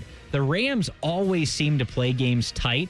That's why I'm hesitant to say the Eagles will cover the 3.5 points. I'm going to take the Rams here to cover 3.5, but the Eagles to win the game. I think the Eagles are the team right now that everybody, they are, well, obviously they got the target on their back because Super Bowl, et cetera, but they are such a solid team now that wants to fight you in the middle of the ring. They really do on both sides of the ball. I think the Rams could have a little bit of a shot at it just because of what you just pointed out of the chemistry that's kind of getting going with Stafford and his supporting cast. But I like the Eagles not only to win but to cover. I like the Rams on this one. The Eagles have looked so good, but Jalen Hurts still yet to throw a touchdown pass. Does it happen this Sunday? Hopefully it does, because my fantasy team needs it. I have A.J. Brown, and let me tell you, he's not doing nothing. Here comes the Panthers and the Falcons. Right now the Falcons, 5.5. So I think I really like the Falcons this season. The game they played against the Vikings. It was ugly. There wasn't a touchdown in that game. It was all field goals. But with that said, the Vikings can do a lot defensively. Like, Brian Flores throws a lot at you, and I thought Michael Penix handled it pretty well. I think he looks solid as a second-year quarterback. The Falcons do have tremendous weapons. Darnell Mooney, I think, one of the more underrated wide receivers in the NFL, to pair with Drake London, who's a number one. Kyle Pitts has flashed at times this season, and for my money, I think they have the best running back in the NFL in Bijan Robinson. He is so fun to watch. So I will take the Falcons because I think some folks were higher on Bryce Young and the Panthers this year. Bryce Young showed himself a little bit last year at the end of the season. People were like, oh, maybe he does have something. Well, they've looked pretty bad to start this season. So I will take the Falcons covering 5.5 points. I'm going to go with that, too. And by the way, as I'm on record, I voted for Michael Penix was my number one choice for the Heisman a couple of years ago. He uplifted Washington, or lifted up Washington. What is it? Lifted up instead of uplifted. I think you could put it either way. You could put it either way. I just did, obviously. But the bottom line is I just give him more and more starts, more and more reps. He's going to get better and better. He has a touch like you would. We were talking about Clayton Kershaw, right? Left-hander. I really like Penix because I really think he can be that quarterback. I know I'm spending a lot of time on him in this analysis, but I really think it's going to come down. The key. I think it's going to come down to the quarterback, and I like him over Bryce Young. I do as well. I feel like Penix still, I have faith in him, but Bryce Young and the Panthers, my ship has sailed. Bryce Young, I have no faith anymore. After last season, I thought a little bit, but not now. Was that ship ever in port? Well, at the end of last year, people, after he got benched and came back, people were in on him. Yeah. All right, let's do this last game quick and hit the break. Oh, we've got the Jags favored by 1.5 versus the Texans. This is a stinky one. I think these teams are pretty similar. I'm going to go with the Texans to win the game outright. I feel like it's kind of must win for the Texans.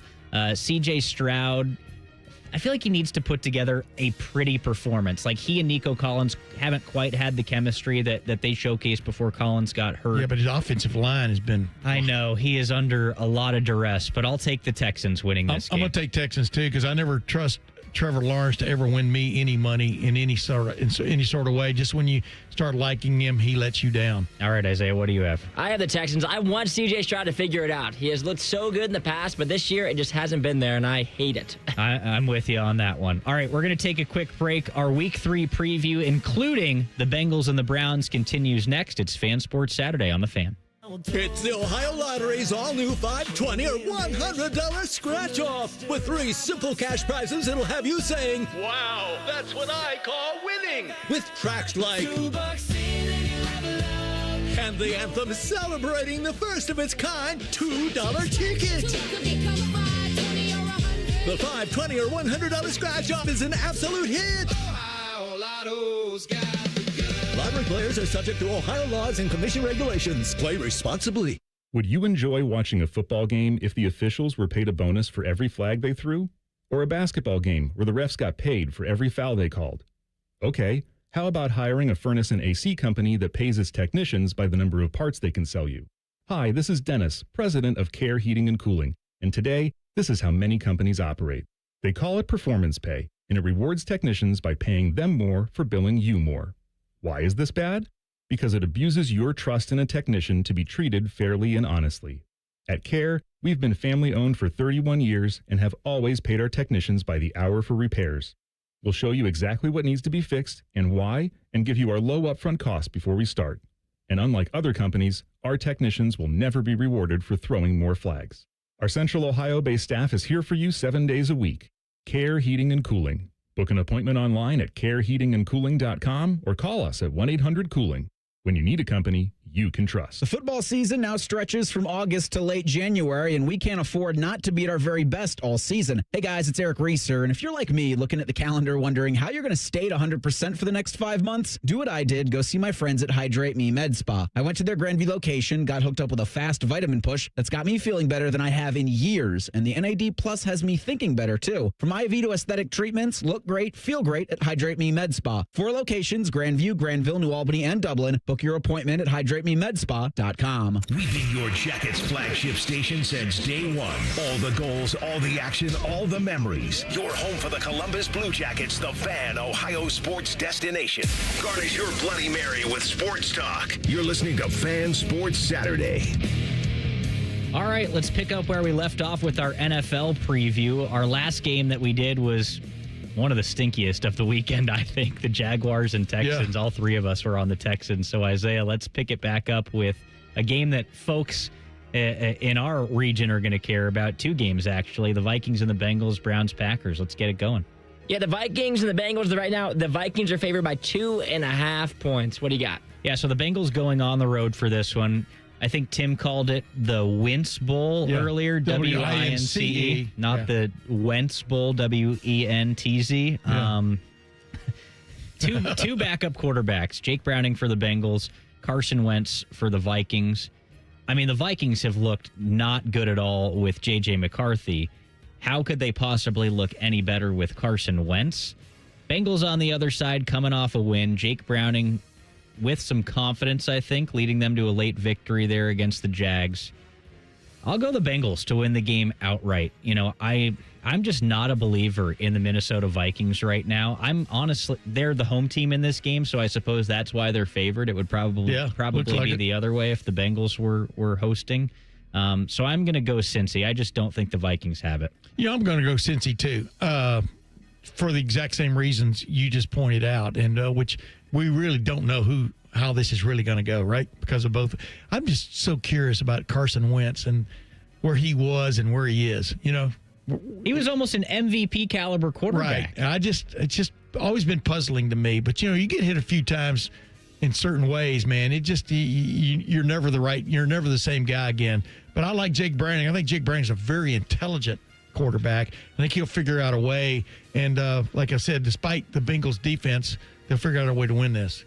I think this is the best the Bengals are going to look with Jake Browning probably. They're going to get that backup quarterback bump for the first couple of weeks before everybody kind of figures them out. So I'll take the Bengals as well. Next one, the Cleveland Browns taking on the Green Bay Packers. Packers favored by 7.5. So, Isaiah, are the Browns your team? They are. All right, so I'm curious what you have to say. You know, the Browns defense is stout, you know, like they've got Myles Garrett. Any team with an elite pass rusher like that is going to make things difficult. And I hate to say it as a Bears fan, but the Packers have looked like maybe the best team in the NFL. I think certainly the best team in the NFC to this point with respect to the Eagles. But man, Jordan Love looks comfortable back there. The weapons are flashing. Tucker Kraft is flashing. I think he's questionable for this game, so we'll see if he plays. But you know, they've got Josh Jacobs, one of the better running backs in the league. The defense looks dominant right now with the addition of Micah Parsons. 7.5 is a lot to win a game by more than a touchdown in the NFL, but give me the Packers. I just don't think I could bet against them right now. Yeah. I think the Packers are 7.5-point favorites. That's tied for the largest favorite of the weekend. I think the Seahawks are 7.5. Yeah, we're going to talk about it in a minute. But I want to tell you something from the standpoint where the smart money is. Number one, number two.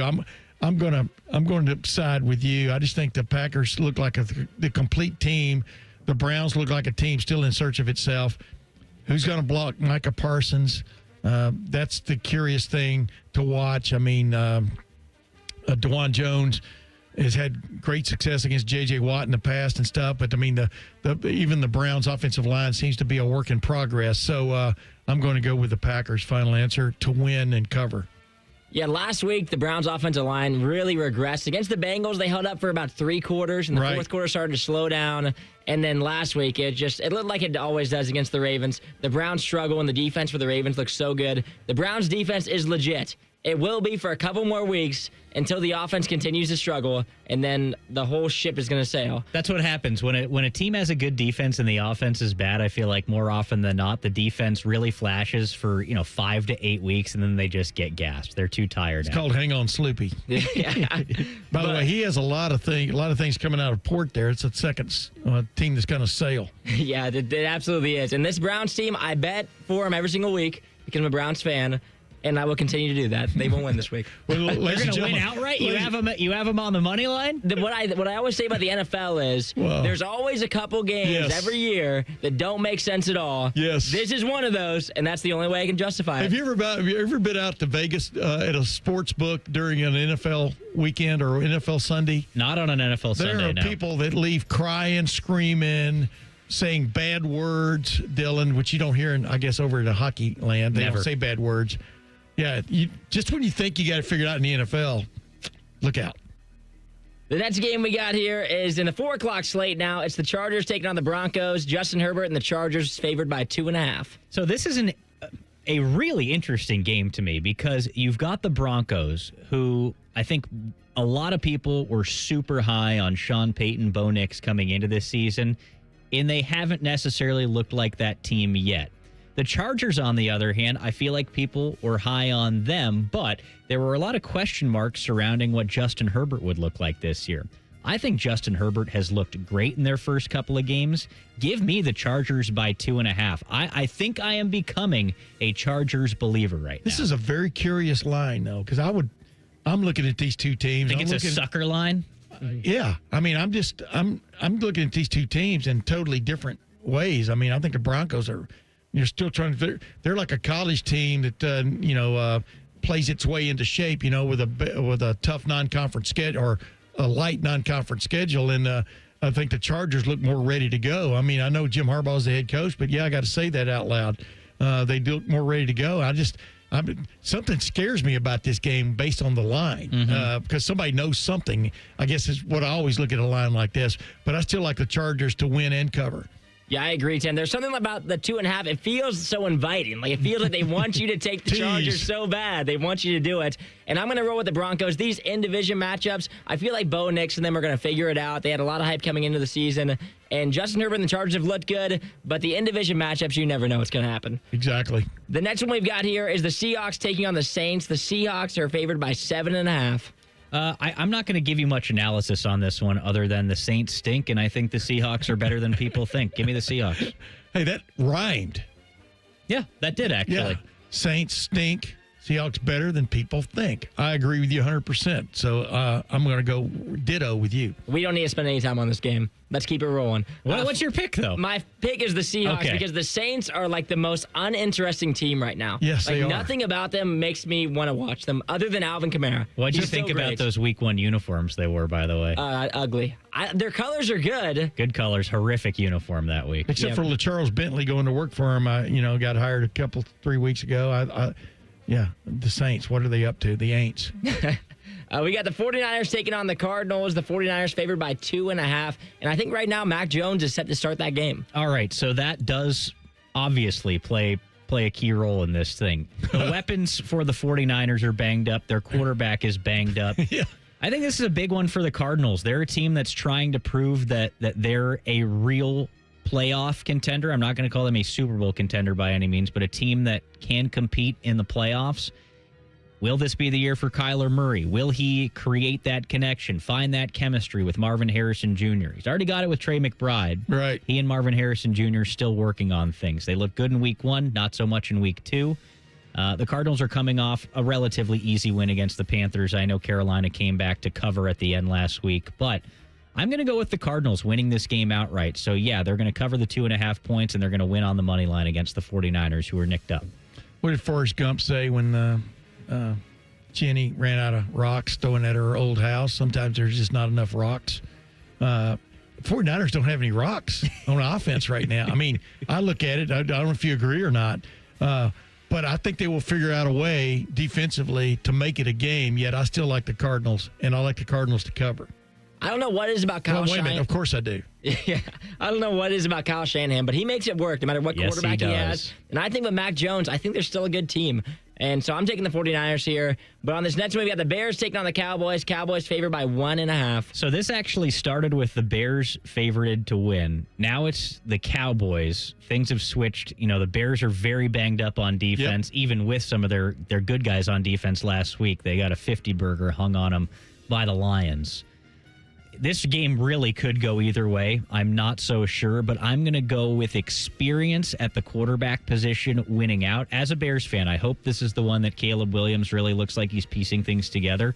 You know, Ben Johnson said it. He feels like he saw growth from Caleb last week, but the Bears got absolutely dismantled by the Lions. So give me the Cowboys to cover. Give me the Cowboys to win the game outright.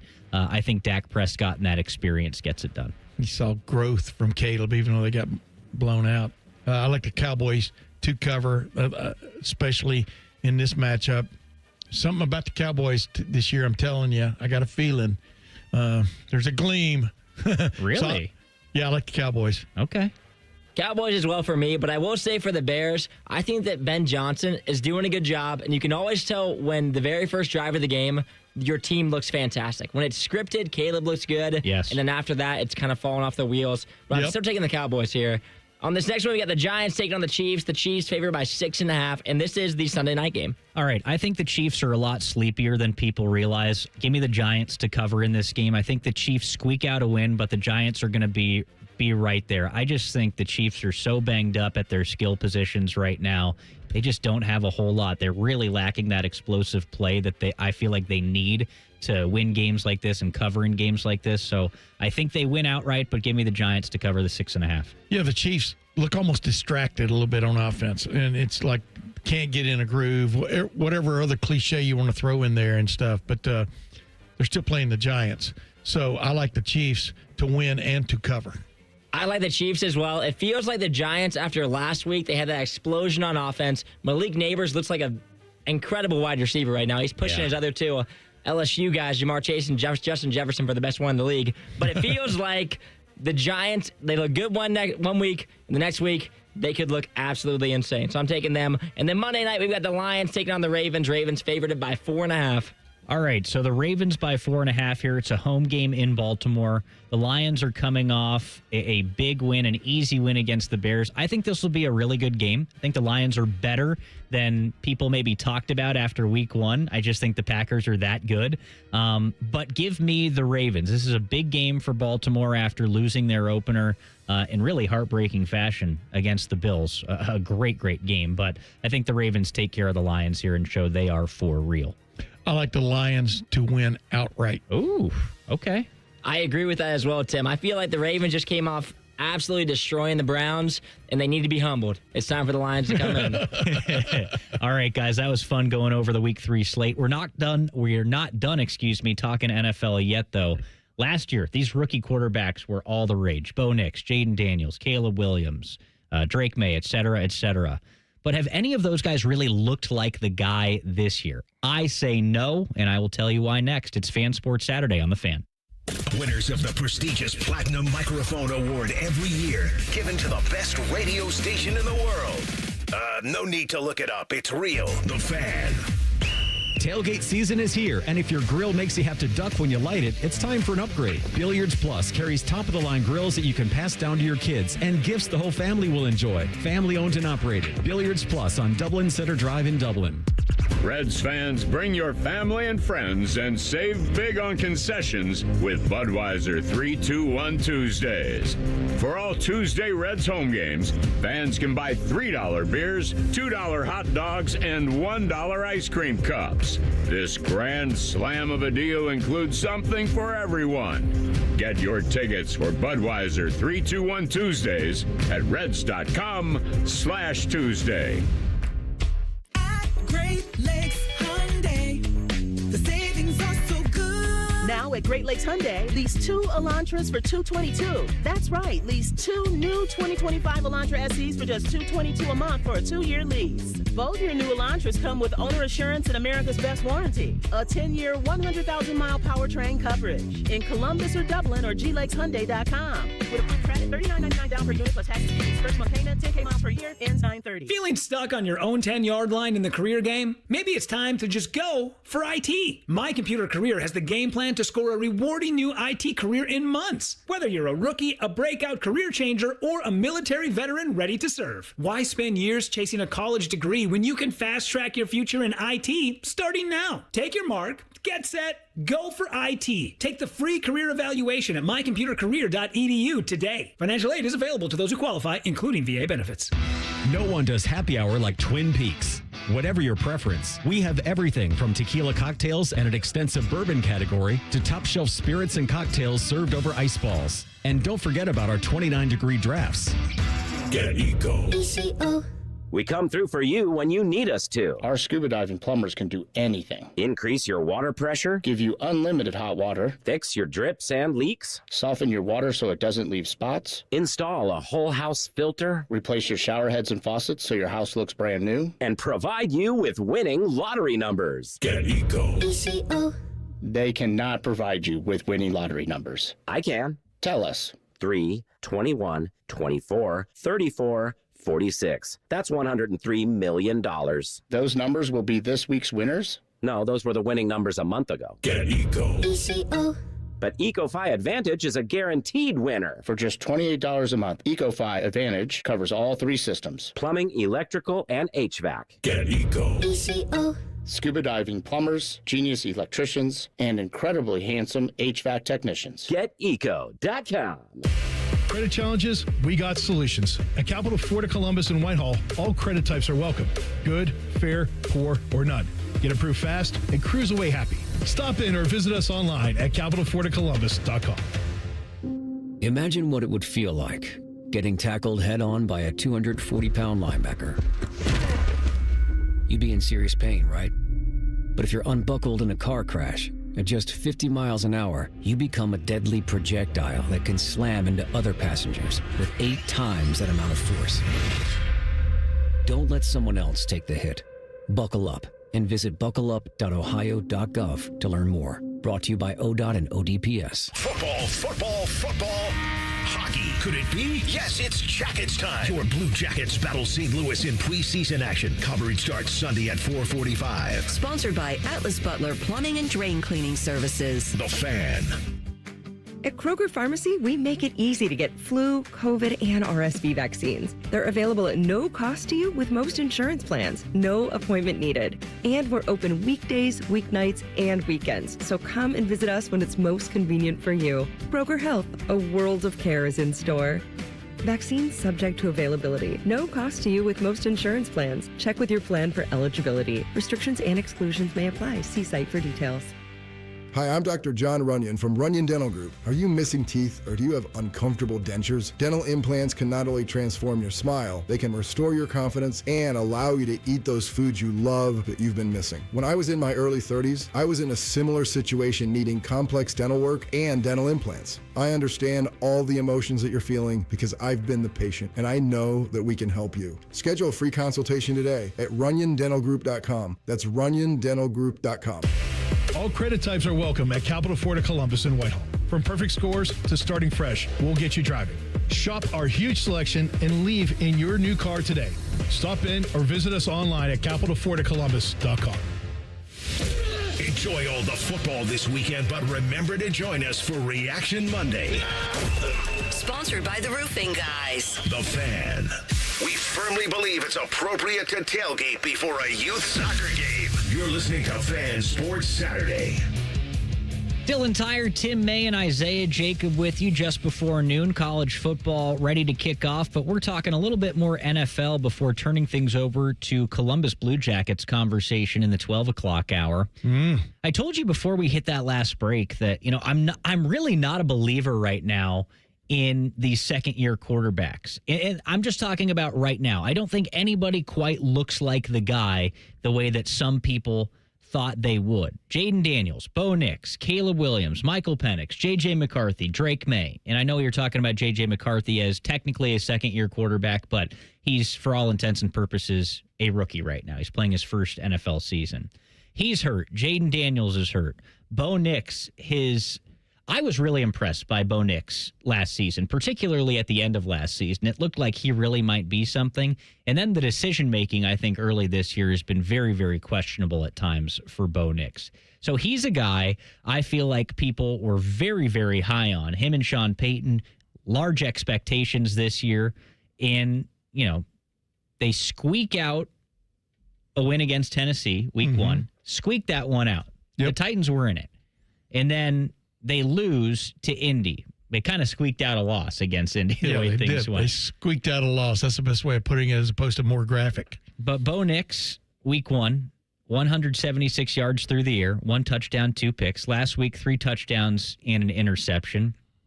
Maybe he's moving in the right direction, but I think the expectations this year were higher. Does he really look like that guy yet? No, I don't think so. Jaden Daniels, the next guy on the list for me here. I think Jaden Daniels has been quite disappointing this year, to be honest. And tell me if you feel like I'm wrong. I know he got a little bit banged up against Green Bay last week, but he's thrown 3 touchdowns and no picks, so he's not turning the football over. The completion percentage week 1, 63.3%, 19 of 30 for 233. Completed 57% of his passes against the Packers in that loss for 200 yards. And it's not like the offense has looked particularly dynamic in either of those games. So maybe a little bit of a sophomore slump here for Jaden Daniels, despite hypothetically having some better weapons around him, Deebo Samuel, Terry McLaurin. Yeah, here's what quarterbacks have to deal with in the NFL that you don't really face in college very much, although college is catching up in this, is defensive coordinators, man, defensive staffs. They just dissect stuff like, remember your frog in the biology class, except they're much less sloppy with it. I mean, they know what you like. They know what you like to see now because you've been around for a while. They know how they can tease you, you know, like your big brother who would knew exactly where to tickle you or punch you to be effective. I mean, that's what you have to deal with as a starting quarterback your second or third time around until you start playing the game the other direction. I know that may be hard for some people to wrap their heads around, but you can just put a guy in one little different place on defense and it changes the way the landmark that this guy's looking for from one play to the next. I'm talking about your quarterbacks. You can change the landmarks from a defensive standpoint of not really changing the defense, but changing that and making him look a different direction. Just the slightest hesitation changes everything. With that said, as the season goes along, the quarterbacks usually catch up. I am not a big Caleb Williams guy. Mm-hmm. I don't want to call him a comet, but I just never have been a big Caleb Williams guy. I think he benefited a couple of times in being with the head coach in college, so that benefited him. I see some right now. I saw it last year, and I see it even now. I see some obstacles he's got to deal with from the terms of just what is he looking at. And, you know, you're sitting and you're going, well, that's what pro football is all about, is messing with your brain. I mean, messing with your mind, excuse me, not your brain. That's a total different discussion. But all these guys, everybody goes through it. I can't think of a quarterback who hadn't gone through it. C.J. Stroud went through it last year. Everybody goes through it. And so we'll see where they end up. But like, for example, Bo Nix was given up for good, you know, at Auburn, goes to Oregon, finds his way, and then has, you know, last year was pretty good. And then all of a sudden now people have caught up to him. But we've only got really how many samples so far in this season, right? Of them playing. Not just a couple of games. Correct. And the problem with the NFL anymore, and we talked about this maybe a little bit a while ago, at least I brought it up a little bit, for the first teamers on most of these teams, you get very little live action play in preseason. I mean, where you're actually going against somebody going 100%, you know, even in preseason camp or preseason games, they try to keep you on the bench. Because we just saw what happened with Joe Burrow. Stuff can happen when you're playing in a preseason game or a regular game. And I think it takes these pro teams now a while to really get going, and quarterbacks a while to really get going, especially the ones without as much experience as some of the older guys. So I'm really giving them excuses. Some of these guys are real. I like Jaden Daniels. I like what he brings. But with a bad wheel, he's not the same guy. I mean, what he presents problem-wise to a defense. So I really like Jaden Daniels. I like Michael Penix. Because I think Michael Penix makes most of his living standing in there and looping balls over, dropping balls over people's heads. I like to, as Will Howard will tell you, I like to use the phrase dropping dimes in Coke bottles. That's where Michael Penix will excel when he gets a little bit better supporting cast. McCarthy, all you can say about McCarthy is he was a winner in college, man. No no matter what the reason was, he was a winner in college. And then Drake May, he's got to grow. I mean, the only main thing I like about Drake May is when he got drafted, he said he referred to him and his brothers as the May boys, and that's what me and my three brothers referred to ourselves as, but we don't have the E. But I think Drake May's got potential. Yeah, as far as it goes with these second-year quarterbacks, I think let's put everything on hold. It takes time. I'm with Correct. you, and we're a little bit gung-ho in wanting these guys to be so good right away. I think it's proven that it just takes time with these guys. So we'll see how this year progresses, but certainly year two, Look at very Jalen large. Hurts. Yeah, very large for all these guys. Jalen Hurts won a Super Bowl. Yeah. I mean, Alabama got rid of it. Exactly. All right, hour two. Done. We're moving on to some NHL talk. Blue Jackets training camp is open right down the street. Off-season changes for the CBJ this year. Will they be enough to get them over the hump? They just missed out on the Stanley Cup playoffs last year. So that's what we're going to talk about next. We've got that. We've got an interview with team reporter Jeff Svoboda. All of that coming up. Fan Sports Saturday on The Fan. Catch the latest from the world of Ohio State athletics. Weeknights at 6 on the Buckeye Show. New special guests in everything scarlet and gray. The Fan. Welcome to Tire Discounters. Oh, hiya, Phantom. Mike, I think I saw a fox on my way in. Oh, that was the Carfax Carfox. He was congratulating us on our Carfax Top-Rated Service Center Award. I have always rated Tire Discounters at the very top. Oh, thanks. So does Carfax. And not just for tires, but for all our services, too. Alignment, brakes, shocks and struts, and more. Yes, sir. But, Mike, do you think people believe Carfax over me? Well, you are the phantom tire buyer. Exactly. IKEA is celebrating 40 years of making home dreams possible in the U.S. Visit us in store September 3rd until the 23rd for limited time offers and experiences like our Ortianda streetwear collection, our new Tilvercott furniture, daily chances to win gift cards, and more. Come celebrate 40 years of meatball-fueled shopping, brave attempts at our Swedish names, and the inexplicable need for stylish modern design. Offer valid September 3rd through September 23rd, 2025. U.S. only while supplies last. Selection may vary. See store and ikea.us.com for details. Restrictions apply. We've all got our daydreams, right? Little things, big things, things you know one day you'll do. Then out of nowhere, cancer. And all your plans don't change a bit. I would know. I'm about to jump out of an airplane with my dad. Our first time skydiving solo. And my second year since starting cancer treatment at Ohio Health. All right, Dad, let's go. You keep making plans. Visit ohiohealth.com/keep making plans. My house has a new glow. I love my windows. Universal Windows Direct. Common Man here. Buy 2 windows, get 2 free, and no interest for 3 whole years. Restrictions apply. Call 614-502-5220. Like me, you'll be saying, I love my windows. I love my windows. They've got that brand new home effect.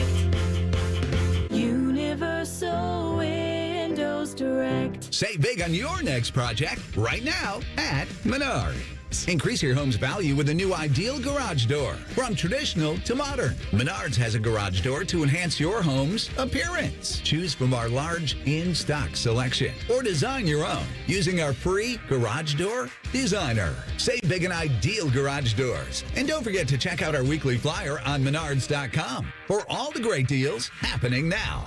Save big money at Menards. The Waterworks techs have heard it all. Screeching furnaces, dripping pipes, strangled garbage disposals, overflowing toilets. Did a spooky surprise catch you off guard? Who are you going to call? No, not them.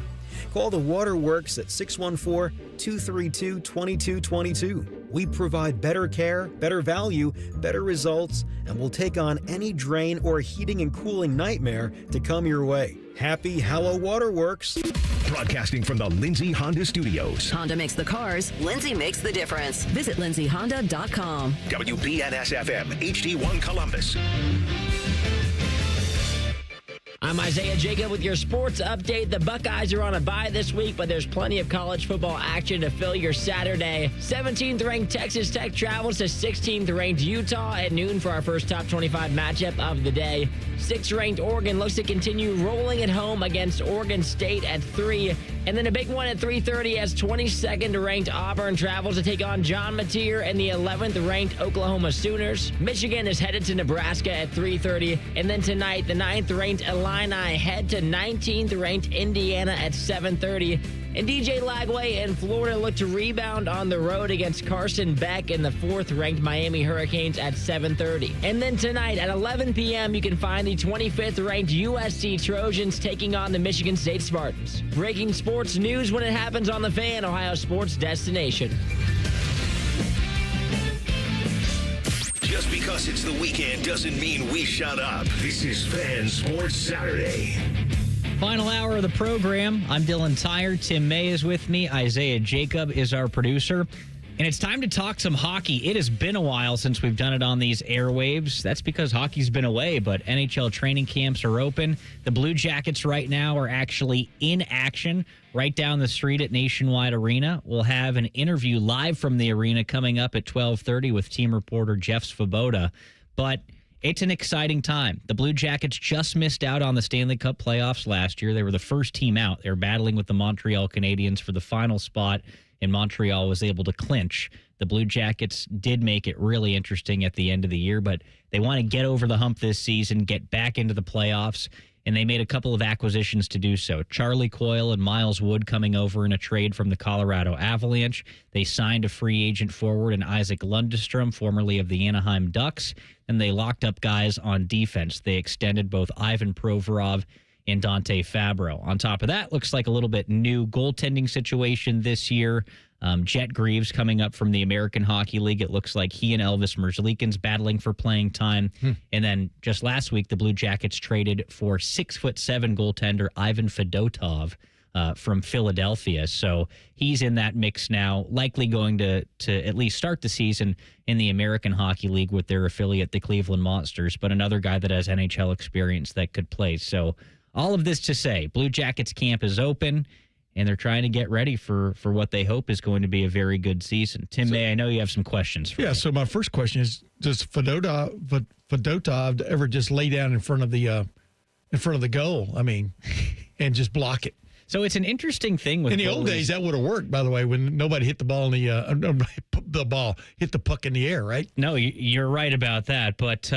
It's an interesting thing in the NHL nowadays. Like, goaltenders are huge, and they're these really athletic guys because obviously you've got to be able to move side to side. You've got to have great hand-eye coordination. So they're tremendous athletes, but they're larger guys. Like, if you're 6 foot, 6'1", 6'2", you're considered a smaller goalie in the NHL. And that's the thing about Jet Greaves, the guy that's come up for the Blue Jackets and looked really good.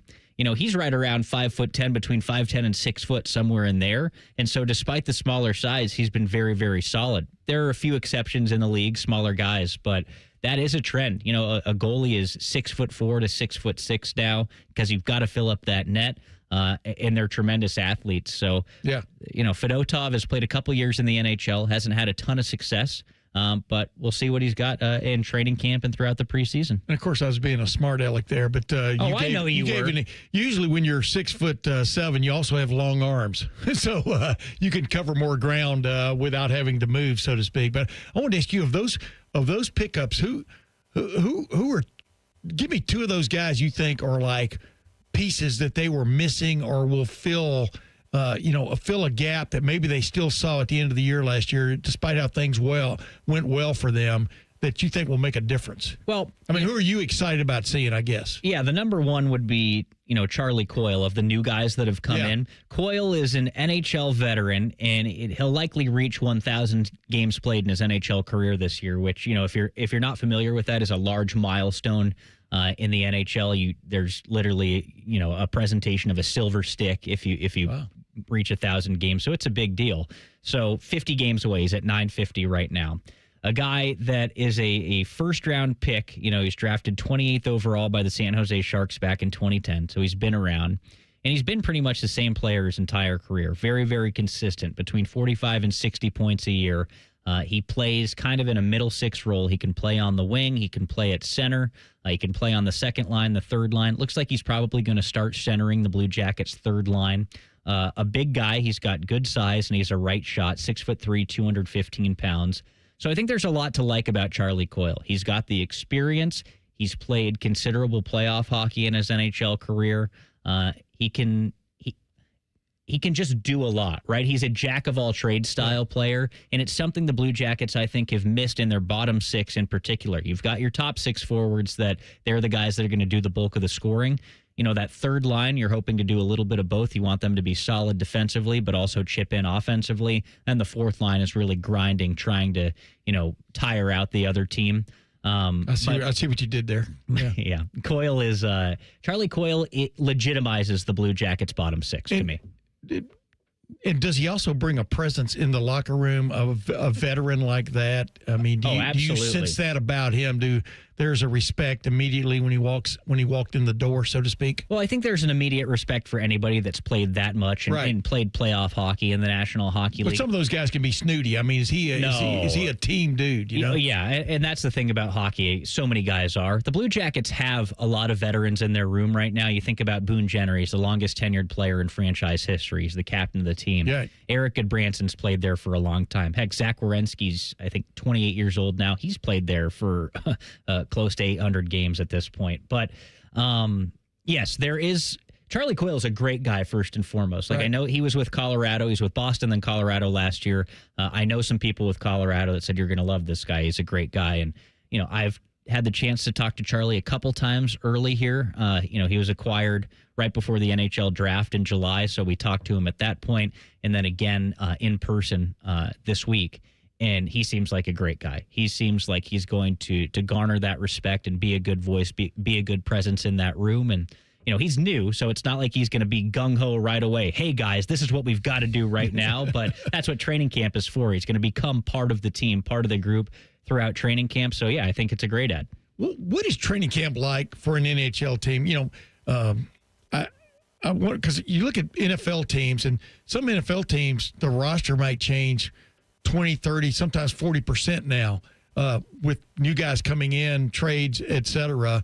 It's not like the old days. If you were a Packers fan like I was growing up, the same guys played forever. You know what I mean? All of a sudden they all got old, and that was the end of that run. But what I'm asking is, do you feel the Blue Jackets kind of know what 90% of their roster is going to look like now, or is it even more than that? Yeah, I mean, I think you come in knowing what you've got, essentially. There are always, maybe you've got a veteran in on a PTO, a tryout agreement, or there is a young prospect that's fighting for a spot. I think you have some of that. Like Brendan Smith's in right now on a PTO with the Blue Jackets. He's a veteran defenseman, but they're pretty set at D.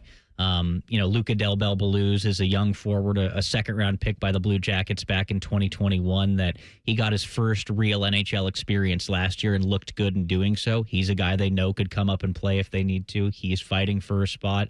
So for the most part, the Blue Jackets are set. Most of their team from last year is back, and then you add Charlie Coyle and Miles Wood, who they're going to be on the team, right? They're going to play roles. Right. Wood, who I didn't talk about either, he'll be on the fourth line, and he has a ton of speed. He can chip in offensively, and he plays kind of a tenacious physical game. But, there are still places to be had. Your roster is going to be right around 22 players. The Blue Jackets have, 50-plus guys in camp right now. So, yeah, that's what Dean Evison, the Blue Jackets head coach, talks about all the time, and we're actually going to hear from him coming up in our next segment, is the internal competition. That's what he wants at training camp. He wants internal competition, these guys to push each other. So, yeah, you're going to see that. I don't know if anybody's going to make the roster that's unexpected right now, but it's always out there. You heard Bill Belichick give a talk one time at Ohio State Coaches Convention, but he made a good point. He goes, one of the tricks of being an NFL head coach is in preseason camp, having everybody fighting, trying to win the games, being for each other when you know almost half the guys you're looking at are not going to be part of the team, and they know it too. You know what I mean? Does it feel the same at a Blue Jackets camp? Because all these guys aspire to play in the league. I would say no, because it's a little bit different. Half the guys are going to be members of the Cleveland Monsters, the Blue Jackets AHL affiliate. Yeah. And that's another team in and of itself. Like, those guys all know each other from last year. Most of them are back. There are a few guys that come in and out, but most of those guys are back from last year.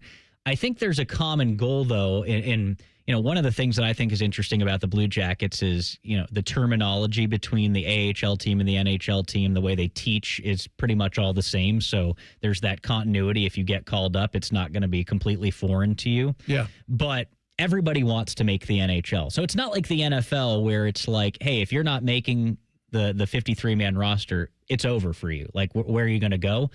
In the NHL, there's places for you to go. There's the AHL, there's the ECHL. You can go play overseas, etc.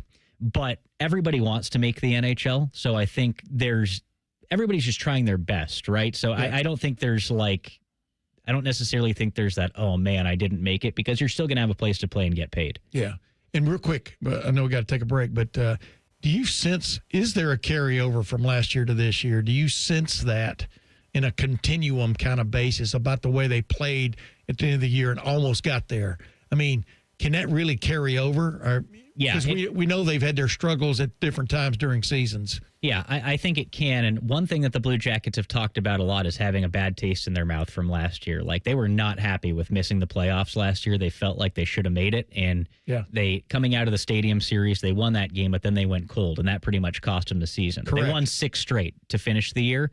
And Dean Evison said the other day that when they are showing tape in training camp, teaching how they need to play this season, they're showing those 6 games. Those are that's the best the Blue Jackets played all season. So yeah, for there to be continuity from last year to this year, definitely, because the way they played at the end of last season is how they want to play night in and night out this year. That is key. You're showing how you did it, not how somebody else did it to get somewhere. That's vital. Yeah, you're right about that. You are right about that. We talked about players coming in and out of the lineup. One of them last year was Igor Chinikov, and he actually requested a trade from the Blue Jackets during the offseason. That didn't happen. He's back in camp, but what does he think about being back in camp with the Blue Jackets? We will hear from him. We will hear from Dean Evison and defenseman Damon Severson coming up. It's Fan Sports Saturday on The Fan.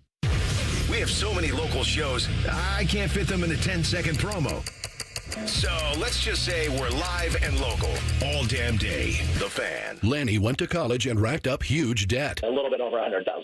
For a degree he couldn't use? Now what? I had a friend that went to my computer career. They even helped him get hired immediately after graduation. One of the things I love about IT is that you can work from anywhere you want. You could become an IT pro in just months, including cybersecurity and the basics of AI with zero experience at mycomputercareer.edu. My Computer Career, an elite CompTIA certification partner. It worked for me, and I know it can work for you. This is one student's experience. Individual results vary. Hi, I'm Rick Germain for Toyota West. And with over 600 new and pre-owned vehicles available, Toyota West at I-270 and Georgesville Road has the car you're looking for. And right now at Toyota West, take advantage of 0 down and 0 payments until 2026. And every pre-owned vehicle comes with a 72-hour exchange policy plus a 3-month warranty for qualified vehicles. Come see us at the Germain Auto Mall on Georgesville Road or get started today at ToyotaWest.com. Offer expires 9/30. No payments for deferred payment. Interest accrues at time of inception with approved credit.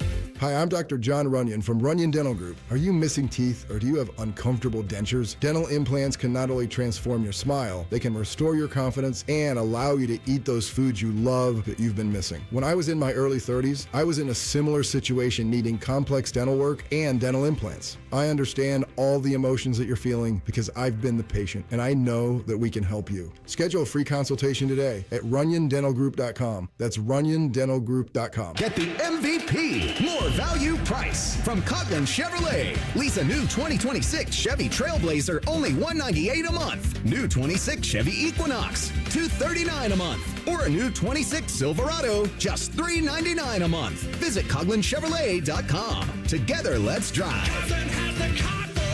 36-month lease with $39.99 due at signing, plus tax, title, and license. 10,000 miles per year, 25 cents per mile over. See dealer for details. Ends 9/30/25. The football season now stretches from August to late January, and we can't afford not to be at our very best all season. Hey guys, it's Eric Reeser, and if you're like me, looking at the calendar wondering how you're going to stay at 100% for the next 5 months, do what I did. Go see my friends at Hydrate Me Med Spa. I went to their Grandview location, got hooked up with a fast vitamin push that's got me feeling better than I have in years, and the NAD Plus has me thinking better too. From IV to aesthetic treatments, look great, great, feel great at Hydrate Me Med Spa. 4 locations, Grandview, Granville, New Albany, and Dublin. Book your appointment at hydratememedspa.com. At Baths R Us, we believe home improvement is life improvement, and that starts with the team who brings your vision to life. Our installers aren't just skilled, they're experts. This is who we are. This is what we do all day, every day. Right now, get $1,500 off a shower or tub replacement or $3,000 off a full bathroom remodel. Plus, loans and no monthly payments. Call 380-225-BATH to schedule your free estimate or go to bathsrus.com. 380-225-2284. Baths R Us, where dreams soak in. For years, you've been hearing us talk about the Newman Roofing difference, delivering nothing short of an excellent customer experience each and every single time, from the first phone call to the end of your project. But don't take our word for it. Take a listen to our friend John and his Newman Roofing experience. Well, the first thing that drew me to Newman Roofing is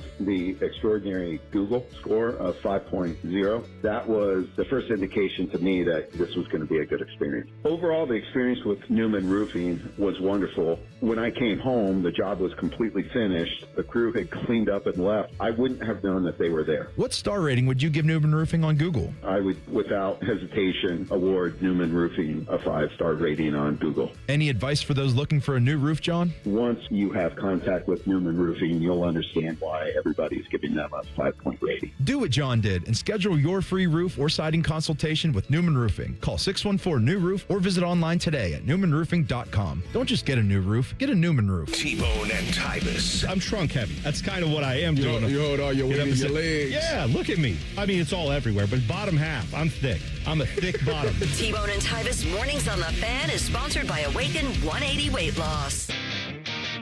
Oven-baked French toast. Hot, melty cheese. And meat. And meat. And meat. Introducing UDF's new 3-meat French toast stackwich. Sweet and savory cinnamon swirl French toast piled with thick cut bacon, natural pork sausage, and smoky Canadian bacon.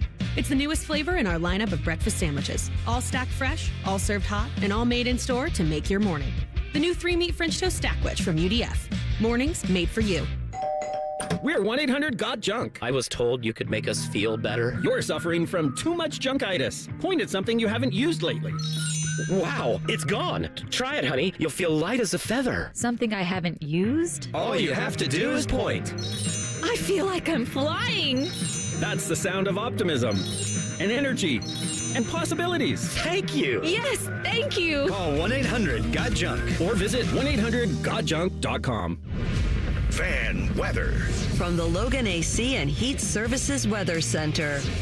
I'm meteorologist Aaron White here with your 10 weather impact forecast for today. We're tracking a mix of clouds and sunshine and highs into the upper 80s here for this afternoon. There is also a very slight chance for an isolated shower or thunderstorm here today. We'll see highs in the 80s here for tomorrow with a chance for showers and storms in the afternoon into the evening hours. That's a look at your 10 weather impact forecast here on 97.1 The Fan.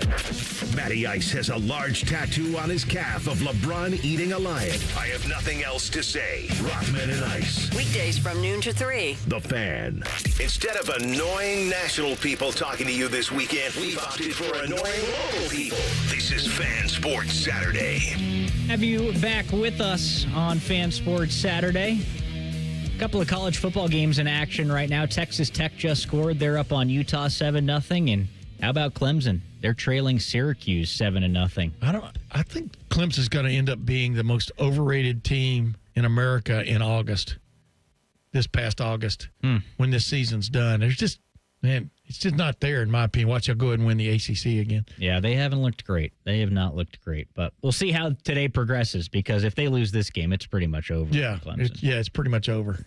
All right, we were talking about the Blue Jackets before we hit that last break. Just a little bit of a training camp primer, but some of the storylines in camp now for the Blue Jackets. Igor Chinakhov, he's a former first-round pick by the team, extremely dynamic forward. He's big, he's fast, he can shoot the puck harder than anybody on the team. It's not often that you have a guy that's faster than everybody on the team and can shoot the puck harder than anybody on the team, but that's Chinakhov. He's one of the best athletes in that sense in the entire NHL. But last year, he got hurt. He's dealt with injury in his career. He came back, then kind of fell out of favor with head coach Dean Evison, and he came back at kind of a bad time. It was right when the Blue Jackets were in that hunt and trying to make that push, when they were struggling.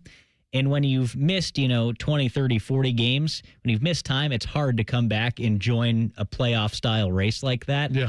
He struggled. Yeah, he struggled. He found himself out of the lineup because of that, and he didn't like that. He wanted to play. So during the offseason, he requested a trade. That did not happen. Now he's back in camp, and he's had a conversation with Dean Evison to kind of clear the air. So here's what Chinakhov had to say on the first day of camp. Yeah, for sure. We talk and we understand each other. And so, I just want to show guys what I can do. So that's it. Are you open to staying here longer term if things were to work out better, in your opinion? Yeah, for sure. I know here everything, so I love the city, and my wife know everything about Columbus, so I love the city, I love the fans here. Yeah. So I think that's telling right there. He was asked, are you willing to stay long-term in Columbus if if things work out for you this season? And he said, yeah. So is it really a serious trade request? I'm not so sure. He's made it clear that, if he doesn't play here, he doesn't want to be here, which I think is understandable. You want to play wherever you are, especially when you're a skilled guy like that. Dean Evison, they had that conversation, and he shows some faith in Chinakhov to open training camp. He opened playing on the Blue Jackets' second line with Boone Jenner and Adam Fantilli. So that's a pretty good spot to start things. But what do you hear when I'm telling you, you're not a Blue Jackets expert by any means, Tim, but you've worked in other sports before. What do you hear when you hear a guy, or what do you think when you hear a guy has requested a trade and then he comes back and makes those comments that we just heard? Well, the first thing I hear is, which is your clock ticking when you're a player. And I hope that sound effect came through. No, I like that. I usually go, it sounds more like 60 minutes. But the point is, you hear your clock ticking, and all of a sudden you find yourself out of favor, and it's kind of like a mixed bag there, because he had to know he wasn't as effective when he came back. I mean, it should have been obvious to him based on results, based on being out there on the ice and it not happening the way he would like for it to happen. And then when you got a good thing going as a head coach, you got to, like I said, the posse, you got to keep up with the posse. I mean, you got to keep the posse that's effective. You got to keep that intact because you got something going, right? And you don't want to just push a guy back into that just because in the past he looked like he deserved it and stuff. I mean, so head coaching is still to this day is such a fine line of mixing egos and psyches and everything else. And so I like the fact that I like what I heard from that interview is, number one, he likes Columbus, but you know what? As a player, you can like anywhere you're living, but are you getting to play the way you think you want to play? And you feel like your clock is ticking in all kinds of senses. And number two, you might see a place where I could go in and fit in immediately, but you never know until you get there. The old grass is always greener thing. But I think catch me up on this. The Blue Jackets balked, right, at moving him, right? Yes. So that tells you immediately as a player, that tells me what I want to know. They still believe in me because these are precious spots on any roster in any kind of major league sport. And so I don't know how he's looked. You saw him the first couple of days. Has he looked like the Chinakhov of old? I mean, what'd you see there? Did it look like a guy that's pressing? What'd you see? No, we're early, and I think he looks very, very good. It's going to come down to whether or not he can stay healthy. That's pretty much what it's been in his career. You go back to the first couple of weeks of last season, and he was maybe the Blue Jackets' best player to start the year. The year prior, he scored a career-high 16 goals. Again, missed some time with injury, but when he is healthy, he is a difference maker for the Columbus Blue Jackets. So I think the key right now is that the air is cleared. It's a clean slate for everybody. I honestly think a little bit more of a misunderstanding, miscommunication than anything last year. Yeah. He just came back at a bad time. You know what I'm saying? He comes back from injury when it's not, hey, we can insert you into the lineup and give you time to kind of settle and get your feet wet. It was a sprint for the Blue Jackets at that point, so bad timing. And sometimes, now obviously, you can tell he's not originally from where I am, Alabama. He's from Russia. but the point is, sometimes a word used the wrong way or a word you use the right way may be misinterpreted the wrong way, and that will stick with you, in any kind of like discussion. So, obviously I wasn't privy to any kind of private conversations he had with guys, but yeah, I mean, I think you definitely, when a guy's a talent like this, an athletic talent like this, you gotta hang on to those guys until you just figure out maybe they're not the right guy for you. And that's the way any league would do it.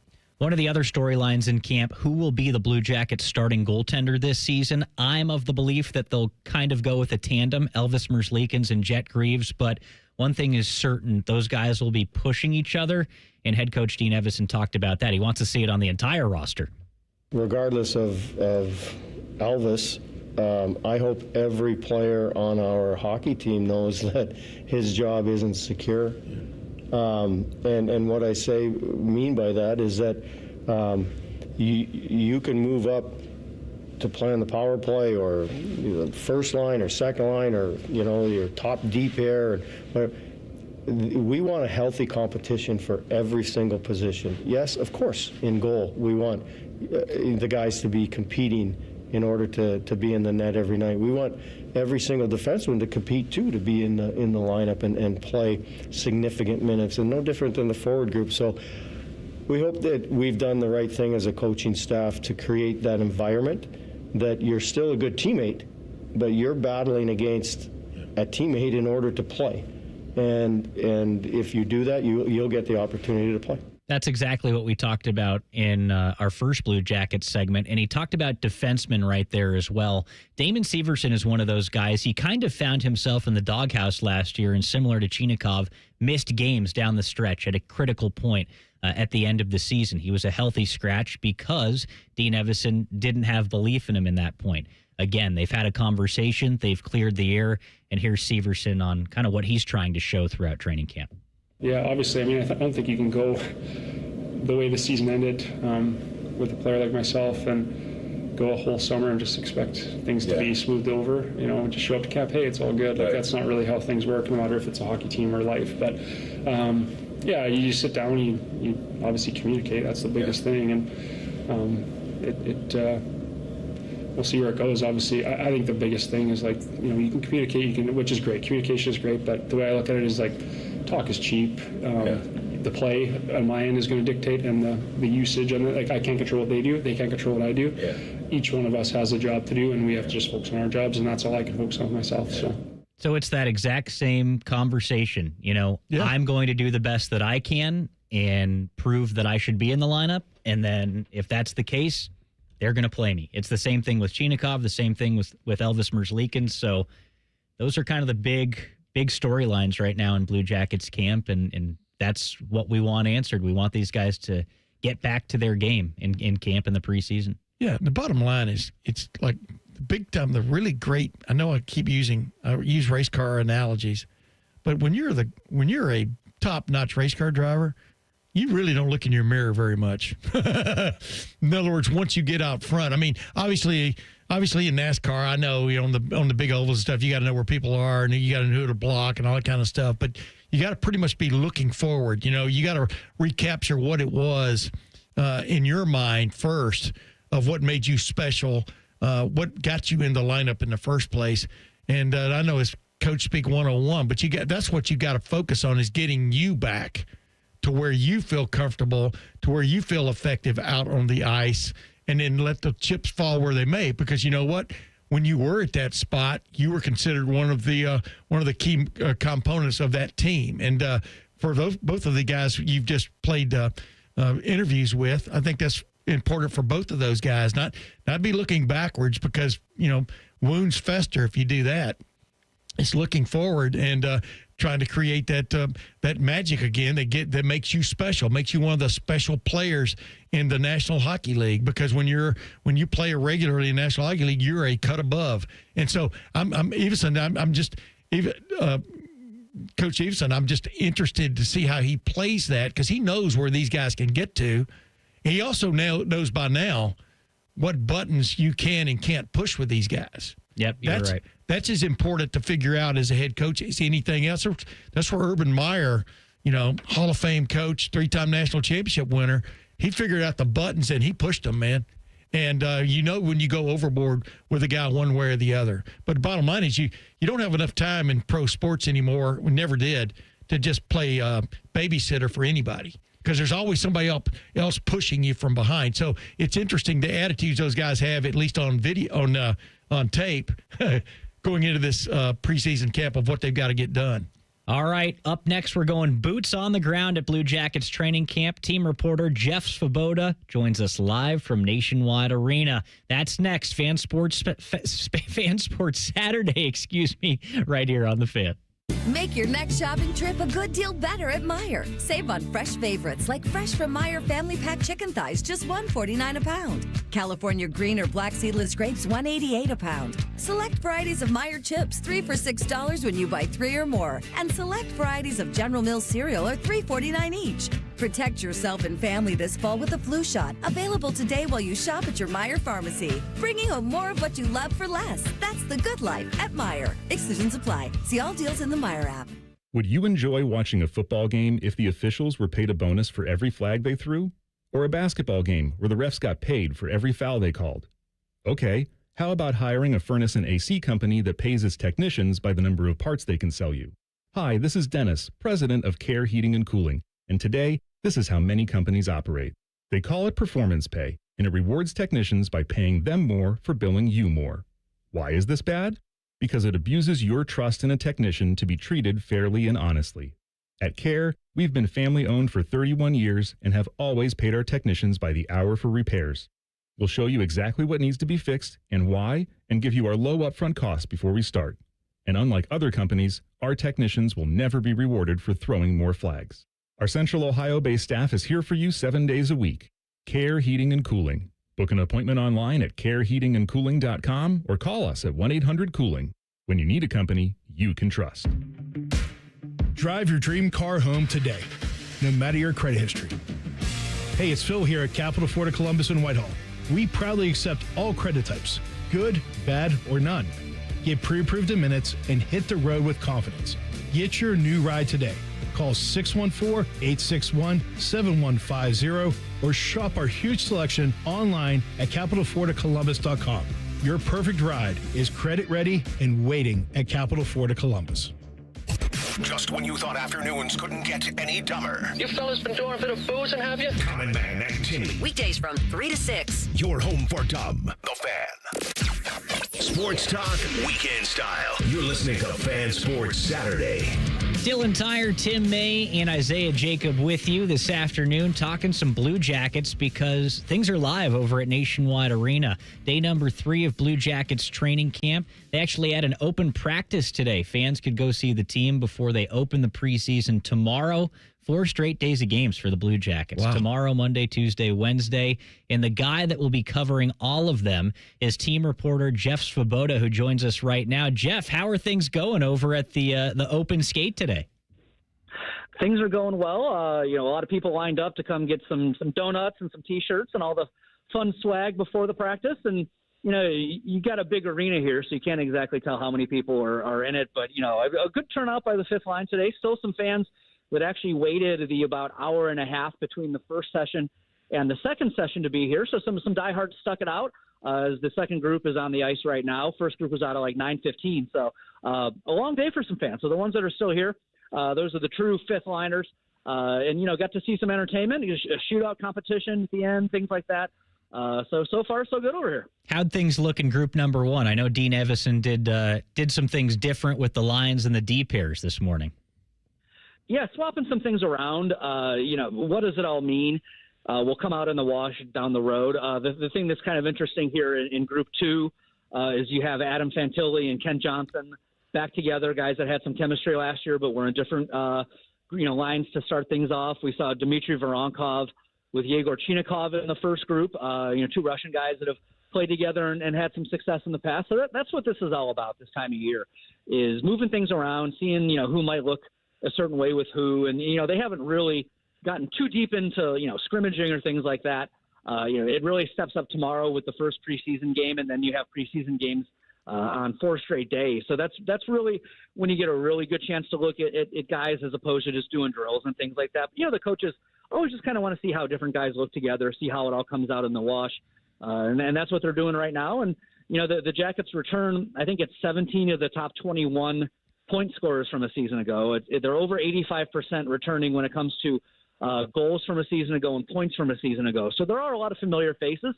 I kind of said a couple times in my writing, like, you don't need a program for this Blue Jackets camp. It's a lot of guys that come back from a season ago And so, a team that came very close to making the playoffs. And the thing that stood out to me so far is just the quiet confidence of they're coming into this camp believing that they're going to not just be in contention this year, but they're going to be a playoff team this year. A lot of hockey ahead, but there is a belief and maybe a swagger in this group that's kind of building so far. Hey, Jeff, Tim May, man, last time I saw you, we were having pumpkin spice ale at Leon's Garage in Marysville. You remember that? Absolutely, yeah. It's been a while. Tim, how you been? I've been very good, man. I wanted to ask you this one thing you just alluded. By the way, I didn't realize donuts were swag. Just learned that. But in hockey, I guess it's different. But I wanted to ask you, you just touched on it.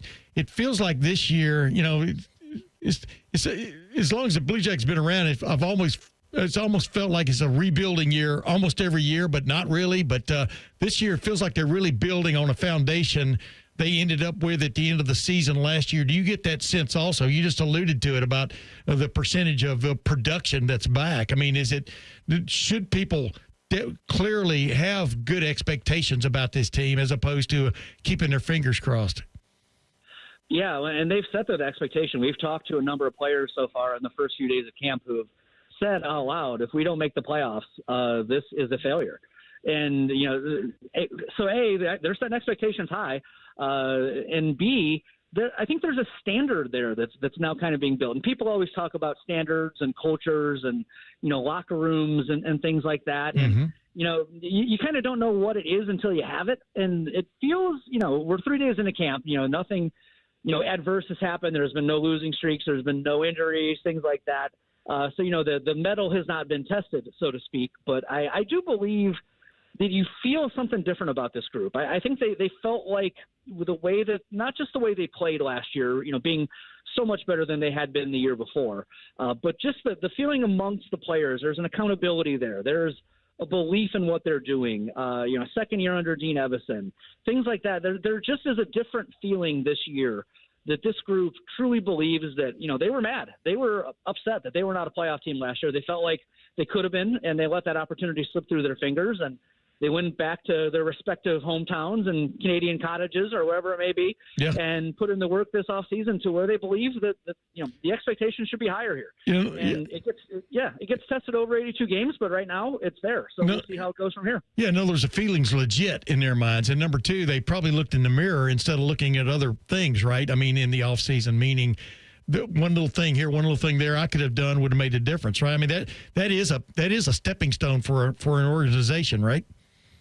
Yeah, and so often, sometimes these things don't go in straight lines. Right. Sometimes you take 2 steps forward and, inevitably there's 1 step back. So, I'm tempering things a little bit because I've just been around sports for long enough, and this pro sports where you see that happen. But, I think it's a good thing for this team. I mean, they're not coming here hoping to be a playoff team. You've seen that a lot of times in the past where you talk to guys and, they say the things, we're 0-0. Everybody has a chance to win the Stanley Cup. We believe we're one of those teams. Yeah. But at the end of the day, that would be a hope rather than a realistic goal. This team believes. They do already. They came here, you said there was one little thing maybe, that they went back to their off seasons and worked on those specific things. And, we always joke it's best shape of my life season because that's what everybody says right now. Yeah. But to a man, that seems to be the case. And with so many, young players that are a key part of this that took big steps forward last year, they put in the work to, take another one this year. So again, the adversity will test you as the season goes on. You play 82 games and however many days it is, there's going to be some bumps in the road and things aren't going to go the way you think they are. But I do like what I'm seeing just from a culture and a belief and an accountability standpoint. It feels different. It really does. I can get that sense from the guys I've talked to so far. All right, Jeff, you're talking about a feeling. You're talking about all these guys back, the bulk of the team returning from last season. Tim and I, in our last segment, discussed the different storylines going on with the Blue Jackets. Igor Chinakhov looking for a bigger role this year. Who will be the starting goaltender? Damon Severson trying to reestablish himself. With all of this in mind, what are you looking for throughout the preseason? What are you going to have your eyes on? First thing for me, and I just alluded to the young players, is I want to see, if those guys, if it feels for real with those guys all taking steps forward. And these are legit players. Adam Fantilli was drafted 3rd overall for a reason. Kent Johnson was drafted 5th overall for a reason. Cole Sillinger then Matejchuk, these are core guys that took big steps forward last year. But, we're all high draft picks. People thought that they were going to be not just good NHL players, but above average to potentially great NHL players. And we started to see it much more consistently a season ago. But as I said earlier, again, it's never, I shouldn't say never, but it's not always a straight line. But I want to see, can these guys take the next step?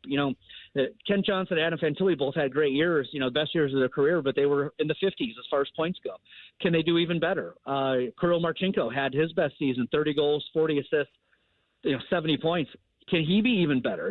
I want to see, can that nucleus of guys that they're so depending on now that have become, not just young guys who are getting their feet wet and happy to be here, but key parts of this organization and team, are those guys going to take the next step forward? And then, and you have to talk about the goaltending. You mentioned it there in the question, and you guys talked about it last segment, apparently. That's going to be a hugely important part of this team is how does that shake out? Can they get more consistency out of Elvis Merzlikins? Is Jet Greaves ready for the NHL grind? And, opponents having the tape they have on him and adjusting to him. Can he adjust back? Things like that. That's going to be, as we start the season, probably the biggest storyline with this team. So I'm excited to see how it pans out because the proof will be in the pudding, as they say. Yeah, hockey to me has always been very interesting from the standpoint of it seems like 3/4 of the goals and things happen just out of chaos. You know what I mean? I don't know. But whereas in football, you practice plays and you run the plays pretty much facsimile like you practiced them. You know what I'm talking about, Jeff? It's really interesting. Yeah. Hey, last thing I want to know, what line or what group of guys, you kind of touched on them a little bit there a minute ago, but who do you have your eye on to see if you can detect some chemistry like in this certain line? What is that line you think will be the key for this team making that step? Yeah, well, a year ago, it wasn't so much a line per se because two players were only really consistently together on it throughout the season, and it was Sean Monahan and Kirill Marchenko, and they had a rotating door of left wingers there with Yegor Chinakhov and Dmitry Voronkov and then Boone Jenner when he got back. Yeah. But that no matter who they put there, with Monahan and Marchenko, that was one of the best lines in the NHL. As far as you look at goals for, goals against, their plus minus was one of the best in the NHL, and they were legit. I mean, they scored goals, they had the puck a lot, they made it hard on opposing teams. If you're going to be a good to great team in the NHL, you have to have that star power, that top group that is going to be there consistently night in, night out to carry you. So who ends up there, and are they able to be as good as they were last year, maybe even better? I think that's going to be a big key for this team. So we've seen, today it was Voronkov to start. It was Boone Jenner today.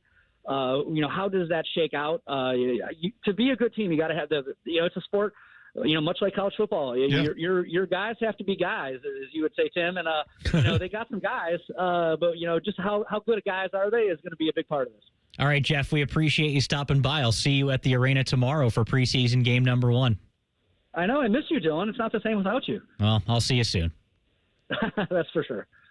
All right, there he is, Jackets insider Jeff Svoboda. You can find all of his work at bluejackets.com. Make sure to toss him a follow on Twitter at Jackets Insider. The Blue Jackets open their preseason tomorrow at Nationwide Arena. 5 o'clock puck drop against the St. Louis Blues. Pre-game coverage will start at 4:45 on these airwaves. I will be having the pregame show for you, and Bob McElligott taking over with the play-by-play. One thing I know about Jeff Svoboda, Tim, is he loves his golf, and it just so happens one of the best golf events on the calendar is coming up next week. That's right, the Ryder Cup, and we're going to talk about it, maybe preview it just a little bit next. It's Fan Sports Saturday on The Fan. If you miss a live show, you can catch the podcast. If you miss the podcast, our hosts have volunteered to have dinner with you. Ma, the meatloaf! The Fan. Looking to get your roof or siding replaced this fall? Call the company that delivers an excellent customer experience every time. Newman Roofing. Don't wait. Call Newman Roofing today at 614-NEW-ROOF or visit online at newmanroofing.com. Imagine what it would feel like getting tackled head-on by a 240-pound linebacker. You'd be in serious pain, right? But if you're unbuckled in a car crash, at just 50 miles an hour, you become a deadly projectile that can slam into other passengers with 8 times that amount of force. Don't let someone else take the hit. Buckle up. and visit buckleup.ohio.gov to learn more. Brought to you by ODOT and ODPS. Oven-baked French toast, hot melty cheese, and meat, and meat, and meat. Introducing UDF's new 3-meat French toast sandwich, piled with bacon, sausage, and Canadian bacon. United Dairy Farmers, mornings made for you. Hi, I'm Rick Germain for Toyota West. And with over 600 new and pre-owned vehicles available, Toyota West at I-270 and Georgesville Road has the car you're looking for. And right now at Toyota West, take advantage of 0 down and 0 payments until 2026. And every pre-owned vehicle comes with a 72-hour exchange policy plus a 3-month warranty for qualified vehicles. Come see us at the Germain Auto Mall on Georgesville Road or get started today at ToyotaWest.com. Offer expires 9/30. No payments for deferred payment. Interest accrues at time of inception with approved credit. I have a buddy who's going to be popping the question soon. He's planning everything out. He asked me, can you help me out with the ring? I said, of course I can. I've got a guy, Bob Capace from Worthington Jewelers. Now you talk, Bob. Hi, I'm Bob Capace. I'm your guy. Go in, see my friends at Worthington Jewelers. Tell them I sent you, and you'll get the true VIP experience. I'll treat them better than I treat you. That's not hard. Worthington Jewelers on High Street in Worthington. WorthingtonJewelers.com, where Columbus gets engaged. And tell them Common Man sent you. Bobcat Enterprises says thank you for your support as they celebrate 50 years of serving the construction industry. Established in 1975 in Cincinnati, Bobcat Enterprises has expanded to 9 stores to meet you where you are in Ohio, Kentucky, and Indiana. Find equipment for any construction project, including compact track loaders and excavators. Plus, Bobcat Enterprises rents compact equipment and attachments. Find current specials and locations at bobcatent.com or follow Bobcat Enterprises Inc. on Facebook. Bobcat Enterprises, 50 years working for you. Shop the Meijer 2-Day Super Sale this Friday and Saturday and bring more savings to life with low prices on household items like buy one, get one free Arm & Hammer liquid laundry detergent, buy one, get one free Ziploc bags. Lysol disinfecting wipes are just $2.99, and a 2-pack of Meijer paper towels is only $4.49. Low prices and huge savings at the Meijer 2-Day Sale. Now that's the good life. Exclusions apply. See all deals in-store or in the Meijer app. It's the Ohio Lottery's all-new $520 or $100 scratch-off. With 3 simple cash prizes, it'll have you saying, wow, that's what I call winning. With tracks like... And the anthem celebrating the first of its kind $2 ticket. The $520 or $100 scratch-off is an absolute hit. Ohio Lotto's got the good. Lottery players are subject to Ohio laws and commission regulations. Play responsibly. Great Lakes Hyundai. The savings are so good. Now at Great Lakes Hyundai, lease 2 Elantras for $222. That's right, lease 2 new 2025 Elantra SEs for just $222 a month for a 2-year lease. Both your new Elantras come with owner assurance and America's Best Warranty. A 10-year, 100,000-mile powertrain coverage. In Columbus or Dublin or glakeshyundai.com. With approved credit, $39.99 down per unit plus taxes and fees. First month payment, 10K miles per year, ends 9/30. All your favorite fan shows are on YouTube, along with those fake YouTube ads like Chew This Gum and It Grows New Teeth. Experience the splendor of Bo sitting in his closet, Timmy Hall's gouty gold chains, and Matty Ice wearing a coat in 90-degree weather. It's all there. Head to YouTube and subscribe today. The season may be winding down, but there's still time to make the most of Buckeye Lake. At Buckeye Lake Marina, we have year-end deals on boats, accessories, and more to get you ready for next year's adventures. Looking to upgrade? The Buckeye Lake Marina staff is there to help you find the perfect boat at unbeatable prices. Buckeye Lake Marina has a long list of satisfied customers and want you to be the next. Don't wait. Sail into savings at Buckeye Lake Marina before the year ends and find the boat that's just right for you. Visit BuckeyeLakeMarina.com for more. They're trained.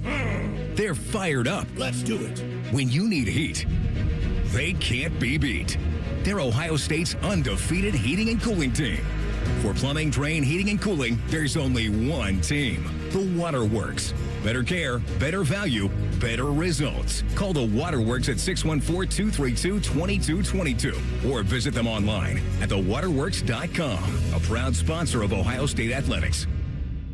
All your favorite fan shows are available when you want them. Head to 971thefan.com and hit that subscribe button. The Fan, Ohio sports destination. During weekend programming, pants are optional. Look at my butt! However, leather chairs may have been a bad choice. You're listening to Fan Sports Saturday. Well, I think they might have a good one brewing down there at Clemson. 10-7 Syracuse leading right now. The Orange went up 7-0. They had an onside kick, recovered it, kicked a field goal to go up 10-0, but Clemson just came down and scored. Hey, this is not a great Syracuse. I don't think this Syracuse team, I may be proven wrong, is as good as last year's, but this is definitely a barometer game for the host team, Clemson, and it's going to be interesting to see how this goes, man. Well, I hope the U.S. Ryder Cup team is better than not last year's team, but 2 years ago, their team, because they lost to Team Europe in the last Ryder Cup, but now they've got things cooking on home soil. Bethpage Black. Yes. And we've got the Ryder coming up not this weekend, but next weekend. And I can't wait for it. I think this has quickly become one of the best events on the golf calendar because there's just that rowdiness. For whatever reason, I feel like fans are relatively calm, relatively subdued at PGA Tour events. But when it comes to the Ryder Cup, they go crazy, and it's made it a lot of fun. Yeah, they let it all hang out, and it's encouraged. That's the other thing, except maybe for the Waste Management Phoenix Open. You're not really that encouraged to be, for want of another term, interference on certain situations. And even a murmur for a golfer can be a distraction. So it'll be interesting to see how the crowd reacts, how it is controlled, whether there will be some controls. Because whenever you give somebody an inch, they'll often take a mile.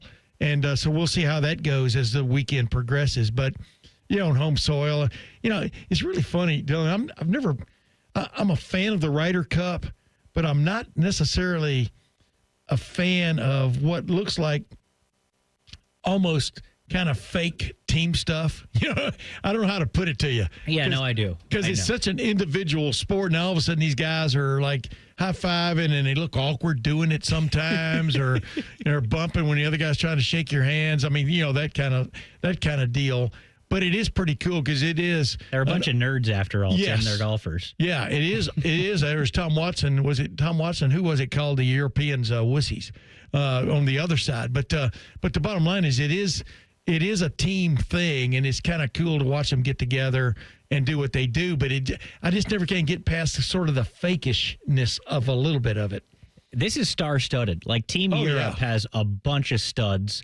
Team USA also extremely talented. It's nice to see Team USA, many of the players in form going into the Ryder Cup. Of course, Scotty Scheffler leads the way for Team USA. You've got the U.S. Open champion in J.J. Spawn. You were there at Oakmont, right? Oh, yeah. And he's playing well coming into this. Ben Griffin, a guy who has exploded essentially out of nowhere over the course of the PGA schedule, and he is on this team. One of the big storylines, though, coming in was Keegan Bradley and how well he has played as a player this season, but he is the team captain for USA. The question, would he play for the team, or would he essentially give that spot to somebody else? He has. Sam Burns is taking that spot from Keegan Bradley. Do you like the decision by Keegan? Call. Okay, why? Absolutely, because I think, number one, it's really, really tough to be a playing captain. Who's the last guy to do it? Was it Arnold Palmer? I believe so, yeah, quite some time ago. And the thing about it is, when you're just a team captain,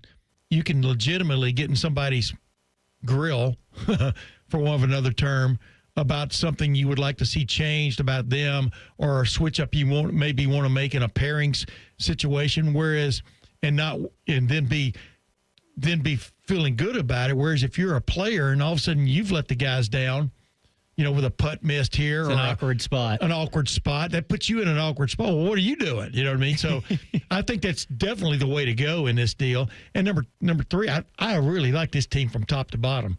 I mean, it's loaded with big time individual golf shot kind of guys who can cut your heart out, with a 6-iron from 210 yards or whatever they're hitting them from now. You understand what I'm saying? 6-iron. Nowadays, these guys 6-iron from 240. But you understand what I'm saying? I do. They're like surgical appliances in the hands of these guys now. And so I think Keegan Bradley just keeping everybody on the straight and narrow and in a level-headed kind of way, building for Sunday, is always the way to go. And I tell you what, the European team looks pretty damn good too, man. It's I mean, there's some players on there. Tommy Fleetwood's reinvigorated his career. Tyrrell Hatton is one of the most entertaining fellas in golf. And Victor Hovland is a pretty good match play kind of guy. I mean, right on down the line. And the guy really came to really like from being a volunteer at the U.S. Open was Robert McIntyre. Yeah, I love Bobby Mack. That guy, man, he kind of doesn't look the part, but he's got it. He's got the game. So this is going to be cool to watch. Yeah, I feel like Team Europe has a lot of consistent golfers, guys that are consistently top 20, top 30 finishers. And Team USA has more of the volatility, the Colin Morikawas of the world, the Justin Thomases. So that's what it's going to be, right? It's going to be, do those guys show up? Because I feel like what you're going to get out of Team Europe with the guys that have been there before. Some new faces on Team USA, and we'll see how it adds to the mix. I just think what's curious about golf, though, is you can have the world's greatest golfer out there. He misses the strike on the ball by 2 millimeters. And all of a sudden, he looks like you understand what I'm saying? Yes, he looks like a bum. Looks like a bum. So it always comes down to delivering in the clutch. And everybody on the I was going to say the Ohio State side again, the United States side has delivered in the clutch in some form or fashion over the last couple of years. And that's what you really like about them. Just one thing here as we wrap up that I found fun. The expectation is that it'll be rowdy at Bethpage Black. So I read that Team Europe has been wearing virtual reality headsets to mimic the atmosphere and mimic that crowd. So Team Europe getting ready in that way, which I thought was pretty unique. Maybe they need noise-canceling headphones. Maybe so. That might be uncomfortable to wear during golf. Guys, I had a fun time doing it with you. Tim, thanks. I always like catching up. Isaiah, great job guiding us through NFL back there. I appreciated you guys doing it, and I had some fun. So that does it for us. Thanks very much for being with us on this Saturday, Fan Sports Saturday on The Fan. Question from a listener: do you dopes ever get tired of talking about Ohio State? No. The Buckeye Show. Weeknights at 6. The Fan. Everyone deserves a great car, regardless of credit. At Capital Ford of Columbus and Whitehall, we say yes to all credit types. Explore our selection, get financed in minutes, and own the road. Stop in today or visit us online at capitalfordofcolumbus.com. Get the MVP, more value price from Coughlin Ford. Lease a new 25 Ford Mustang, Escape, or Bronco Sport, $399 a month with 0 down. New 25 Bronco, Explorer, F-150, or Lightning, only $499 a month with 0 down. Visit our newest location in Marysville or CoughlinFord.com. 48 month lease, all factory rebates to dealer. 7,500 miles per year, 25 cents per mile over. Excludes $387 dock fee, $395 disposition fee at lease end. No security deposit. See dealer for details. Ends 9/30/25. Tailgate season is here, and if your grill makes you have to duck when you light it, it's time for an upgrade. Billiards Plus carries top-of-the-line grills that you can pass down to your kids, and gifts the whole family will enjoy. Family owned and operated. Billiards Plus on Dublin Center Drive in Dublin. You're kind of cute. Ugh, gross. Can I come over to your house one time and you not have your husband prancing around in its tidy whities? Well, I can't do laundry because our septic line is clogged. Call Dormar. They do same-day plumbing repair. Dormar, you're kind of cute. Oh, no. Ah, that's the sound of someone who's misplaced my debit card. Their debit card. Where'd I leave that thing? Not at the gas pump, or the checkout counter, or the roof of your car. Now, if he has the Chase mobile app, he can use Card Lock. Wait, I could just lock my card. Yep, just a few tippy taps on his phone, and that sound, that's peace of mind from Chase. Chase mobile app is available for select mobile devices. Message and data rates may apply. JP Morgan Chase Bank N.A., member FDIC. Oh, could this vintage store be any cuter? Right? And the best part? They accept Discover. Accept Discover? In a little place like this?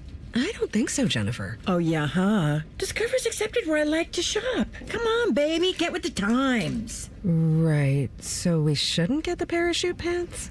These are making a comeback. I think. Discover is accepted at 99% of places that take credit cards nationwide. Based on the February 2025 Nielsen report. IKEA is celebrating 40 years of making home dreams possible in the U.S. Visit us in stores September 3rd until the 23rd for limited time offers and experiences like our Ortianta streetwear collection, our new Tilvercott furniture, daily chances to win gift cards, and more. Come celebrate 40 years of meatball-fueled shopping, brave attempts at our Swedish names, and the inexplicable need for stylish modern design. Offer valid September 3rd through September 23rd, 2025. U.S. only while supplies last. Selection may vary. See store and IKEA.us.com for details. Restrictions apply. Your credit doesn't define your ride.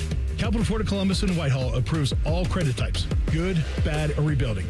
Get behind the wheel today. Call 614-861-7150 or apply